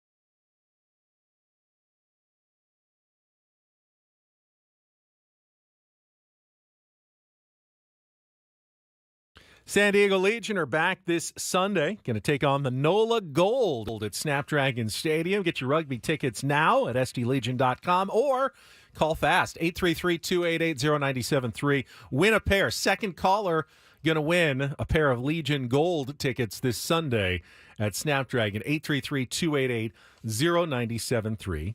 Good luck to you from all of us here at 97.3 The Fan.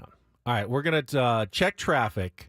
And then I want to get into Mike Shildt and what he said about Jackson Merrill and his potential to move up in the Padres lineup after a 4-for-4 performance yesterday in San Francisco. That's coming up next here on 97.3 The Fan. From the 97.3 The Fan Traffic Center, here's Kelly Danick. Some problems on the coastline. Southbound 5 at Manchester. Got a collision blocking the HOV lane. And on the northbound side, before Loma Santa Fe, there is a crash in the center divide.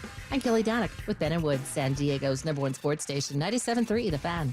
I think one of the most surprising things about Mike Shildt so far is that 12 games into the season, there has been zero deviation in the first 6 players in his batting order.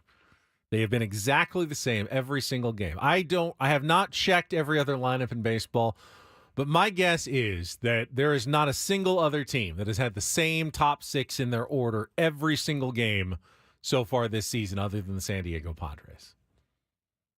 Maybe. I doubt it. Dodgers, maybe? Well, you don't mess with that much. Every game has a catcher in their lineup. Every team has a catcher, and the catcher always, so if the catcher has to be one of the last 3 batters. Why?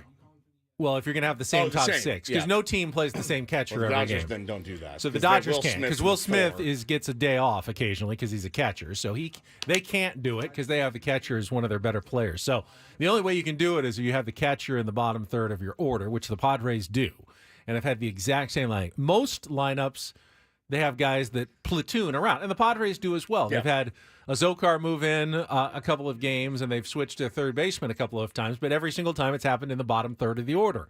Same lineup every day. Xander Bogaerts, Fernando Tatis Jr., Jake Cronenworth, Manny Machado, Ha-Seong Kim, Jurickson Profar. You'd think they're like 12-0 just based on the consistency there. Why change a good thing? The fact that they're only 5-7, though, does make you wonder, could there be a better combination?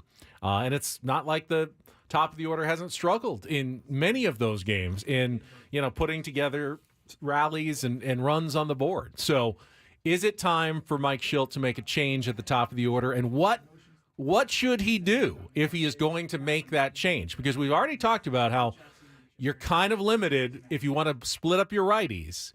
You have to have Jake be your third hitter just so there's not 3 righties in a row in that situation.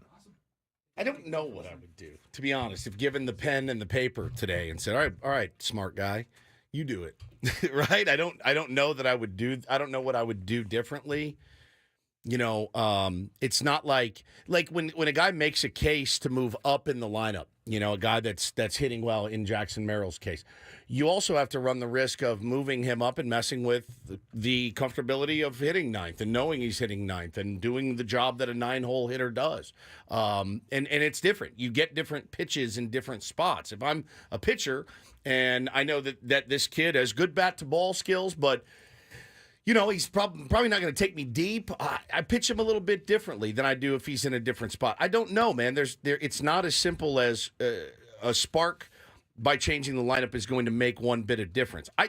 I don't know about the personnel on this team, Ben, that tells me this is the optimal lineup for this team. I loved Xander in the top because I was like, it's going to be harder to hit into double plays, at least in the first inning, and Manny batting 4 with Ha-Seong Kim behind him, who's also not hitting well. That's kind of tough because why throw anybody a strike right now? Why make them chase? Everyone's going to start to press. They're going to do too much. It's the nature of the game. I don't know how I would jigger it much other than putting Toddy at the top. And that's something we've talked about. He said that he likes to do it. They did it in spring training, but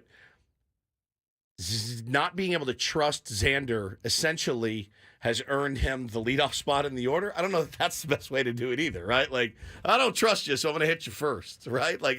Is that the best way? I have no idea. Toddy in the 3 hole, maybe. Jake in the 2. Xander in the 1. So I'm looking back right now because I remember when Fernando Tatis Jr. made his debut back in 2019.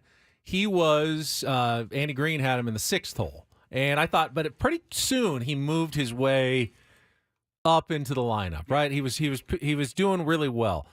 He was in the 6th hole for about 3 to 4 weeks before they moved him up, and they started batting him leadoff for a while. And since then, he's obviously been near the top of the order, but they still gave him 3 to 4 weeks near the bottom at the 6th, not 9th, but 6th in the order before making the change. Is 12 games too soon to move Jackson Merrill up? Because this is the lineup that if you could promise me that Jackson Merrill is just going to be Jackson Merrill, take the same at-bats that we've been seeing, which is selective, hitting the ball hard. He's walked a couple of times, stole a base the other day this weekend. Things that a leadoff hitter does well, Jackson Merrill seems to do well. I would go like this. Jackson Merrill, Tatis, Machado, Cronenworth, Bogarts, and then I would go with Jurickson. Profar. That's not bad. And then that's a 1 through 7 that's got some lefty-righty balance and doesn't have Xander, who is yet to get going and yet to show any extra base. Moves him down a little bit in the order. It gives Manny the protection of a hotter Jake Cronenworth right now out of the 4 slot, but keeps Jake's speed, if he's on, limits a little bit of the worry about Xander grounding into double plays. You can put Jake in motion a little bit with his speed out there. He's not super fast. He's not super fast, but he's a good runner. I think that would be the lineup that I might try next. But again, you are risking messing with Jackson Merrill by putting him in a leadoff spot's tough for anybody. Even veterans sometimes struggle in the leadoff spot when they don't have experience with it. But bro, my guy going from a 9-hole to a leadoff hitter in 12 games would be. It's essentially just moving one spot in the order, though. It is. It's one spot in the order. This is Jackson Merrill. After the first at bat of the game, it's the exact same thing. You're pretty much batting right where you were when it comes around at the bottom or the top. It's one spot in the order, and you're just getting that extra at bat. And right now, I'd rather have Jackson Merrill getting that extra at bat than anyone, especially a guy who's getting so many singles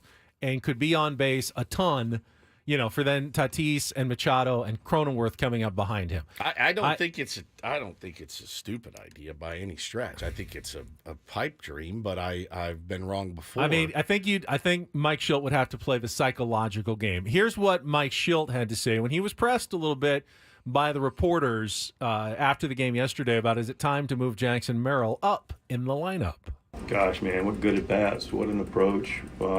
He's clearly understanding what he's doing in every situation. He's taking the right at bats. He's got a good mentality. I loved all the at bats. I loved the at bat in the 9th, and I loved having the ability to go grab that bag to put himself in scoring position, tie the game. He played the game right in every phase all series. As much contact, hard contact that he's made, he only has 2 RBIs this season. I know you talked about liking the first 6 in your lineup. Any thought maybe soon if he keeps doing this? Yeah, I mean, listen, he's going to tell us when he's ready to move up for sure, and he's definitely making a case. All right. Has he told him enough that he's ready to move up? He's making the case. I said it earlier. If you move him out of the 9 spot where he's doing really well and comfortable and everything else as a rookie, been in the league for 12 days, who hits 9th? Having him at the Tyler Wade. Okay. Well, having him at the bottom is essentially, once you get through the first part, right? That's your kind of your back-to-back guy. You know what I mean? Like, I've always liked doing a good hitter last as well, a good enough hitter. What I don't want to get to again is that 7, 8, 9, where you're like, I'm going to go to the I know, but if Jurickson's now 7 in my new lineup. Yeah, it's not bad. And Campy is 8, or Campy is 7 and Jurickson's 8. To me, that's a good lineup there. Dan in the chat says too much pressure on Merrill. He's adapted to every bet. Maybe you're right. I think Schilt would have to play the psychology game and go, Jackson, we're actually not changing you in the order. We're just going to get you an extra at-bat to start the game. Right. You're still 9th, yeah. But we're going to start with our 9 hitter. We're going to go 9. Really? We're okay. going 9. We're going 9-1-2 to lead off the game instead of 1-2-3. So I hit It's first? the same lineup. Yeah, I say that. Except you're starting with your 9 hitter instead of your 1 hitter. And after the first at-bat, it literally is no different. There's no rule that says, the leadoff hitter comes up first every inning. It doesn't work that way. We're talking the one at-bat. Who do you want to get that at-bat right now? I want Jackson Merrill to get that at-bat. So you have to just psychologically don't do anything different. This is you're hitting in the 9 hole, and we're just starting with the 9 hitter in the first inning instead of the 1 hitter. He's That's not the 6. Same lineup. He's not 6. Bo would buy that. He's not 6 years old. It's totally, totally different. The job of a 9-hole hitter is way different. It's not. It's It's the same spot in the lineup, essentially. It's not. It is. One is 1 and one is 9. That's like saying noon is the same time as 6 The a.m. lineup- It's the same thing. The lineup, we call it a lineup, but it's not. It's a circle. It's not a line. It is a circle. It's a circle. I get it. And it's like a clock. What's the closest on the clock to 12? 11. He's in the 11 spot, right next to the 12, which would be the leadoff spot. They're basically the same. It's 11:59 p.m., 12 p.m. Make him the leadoff hitter. You're basically saying you can just put 9 names in a hat and draw. No. I am keeping the lineup exactly the same. I'm just starting with number 9 instead of number 1. It's just starting on a little different place on the circle. I am starting the 1 hour early on my clock, my circular 9-hour clock. I'm starting 1 hour early. He might be young enough to believe That's your what BS. I'm thinking. He might be young enough to believe your BS. Right? What? Oh, You're not the leadoff hitter. You're the number 9 hitter, and we're starting with number 9. But you are leading off. Just the once. Just the once. Just the once. Look, I don't care. I just want them to win baseball games. They need to play well against the Cubs. We haven't talked about the Cubs much and kind of what we're facing this week. Give me the start times again. Why are they weird? Do we know? So is it national TV game or something? 6:40 is 6:40 normal. tonight. That's Yep. normal. 7:05 is, I believe, get out of national windows tomorrow and start later. I think. I'm not sure why it's 7:05. I think they're somewhere national. Or they are tomorrow. national window tomorrow. That's why it's later. So they're the second game on TBS or something. Yeah. And then Wednesday, 3:40. And I don't know this, so I'm making things up as I go, but I like to think that I can figure these things out. 3:40 is the compromise. The Cubs have to fly out after the game, but the Padres don't have. They've got a day off on Thursday, and they're just driving up to L.A. So there's no reason. There's no reason for the Padres to rush. They'd probably rather have a night game. The Cubs would rather have a day game, and the Padres said, "All right, let's compromise, and we'll make it at 3:40 to give more people a chance to get there. But you Cubs, you can still fly out before it's midnight at the end of the night." Yeah, so they are TBS tomorrow. Now, does TBS mean that it takes away Don and Mud, or is it both? I don't know that Don does Mud? every TBS game. No. I just mean, just will we get the broadcast. Padres broadcast and there's a TBS broadcast, or is it like Sunday Night Baseball where they're off? They are off. That's the national game. I think only ESPN is the one where you still have the local. ESPN during the week is the one where you have both. But I feel like the FS1s and the TBSs do supersede the local broadcasts and the Sunday Night Baseball. So I would think tomorrow night will then be a TBS game. All right, but that's TBD. You got you on the TBS. you got you on the mound tonight. Javier Assad is throwing against us. He's 1-0 this year. He is not a super hard thrower. He does throw his fastball. I was surprised how good his numbers were. He's got last really year. good numbers, but he's fastball slider guy, Benny. He throws a curve and change. He doesn't throw them a ton. So again, fastball slider guy he's not overpowering. Yu Darvish has pitched really well against Chicago in limited work. Likes facing his old team. 2-1. His ERA is 1.71. He's been great this year. Need that to continue certainly, and got to find a way to jump on a young pitcher. You've got your ace who started out well, going up against not a bad pitcher, but this is one to me. As I said, this week is a dicey one for the Padres. You're 2 games under 500. You got the hot Cubs and the Dodgers for 6. You cannot have a 1-5 week. It would be really good to start with a win tonight when you've got the advantage and you've got the hot pitcher going. Set the tone for the week. Feels like it's an important game to start the week. They're all important, but it's like yesterday would have been a bonus. I said this earlier. This was the Padres 5 going against the Cy Young runner-up from last year. If the Padres had won that, you feel like you're stealing one. Now, obviously, they should have won it based on how the game played out, and they let it get away. But that's a game you steal. You don't expect to win a game like that. This is one where you have to kind of hold serve. You're at home. You got Yu Darvish on the mound. You need to take this one to start the series, and then you've got 2 chances to win the series against the Cubs on Tuesday and Wednesday with some good pitchers going. And hopefully you win that series because you know it's going to be tough this weekend with the bottom of your rotation against the Dodgers. It's just going to be tough. It is. So winning this series against the Cubs to me is pretty important over the next 3 days. No doubt, man. No doubt. It's got to get this thing going. Got to get the ship righted. Got to eat well at home. You know, these guys got to come out hungry tonight, and it's time for everybody to get going. Top of the order. I mean, you know, you can only say it so much. We need those guys to carry us. We need the stars to star here in San Diego, like they do in other places. And I realize, man, across the league, there's some guys that are scuffling right now that are highly paid. It's 12 games in, but, you know, to erase those memories of last year, if you don't want to be known as that team, then only you can change it. Like, only you can change the perception of you, right? And doing that means coming out tonight and putting the wood to this guy. And don't forget, Wednesday's the Manny Machado home run bobblehead giveaway presented by Queto Ortho to wrap up just a quick 3-game homestand, and then it's off to L.A. to face the Dodgers. We are off for the rest of our day. Annie and Elston standing by. They will come up next. Great job by our executive producer and imaging director, Paul Ryle. For Stephen Woods, I'm Ben Higgins. Have a great rest of your Monday from all of us here at San Diego's #1 sports station, 97.3 The Fan. So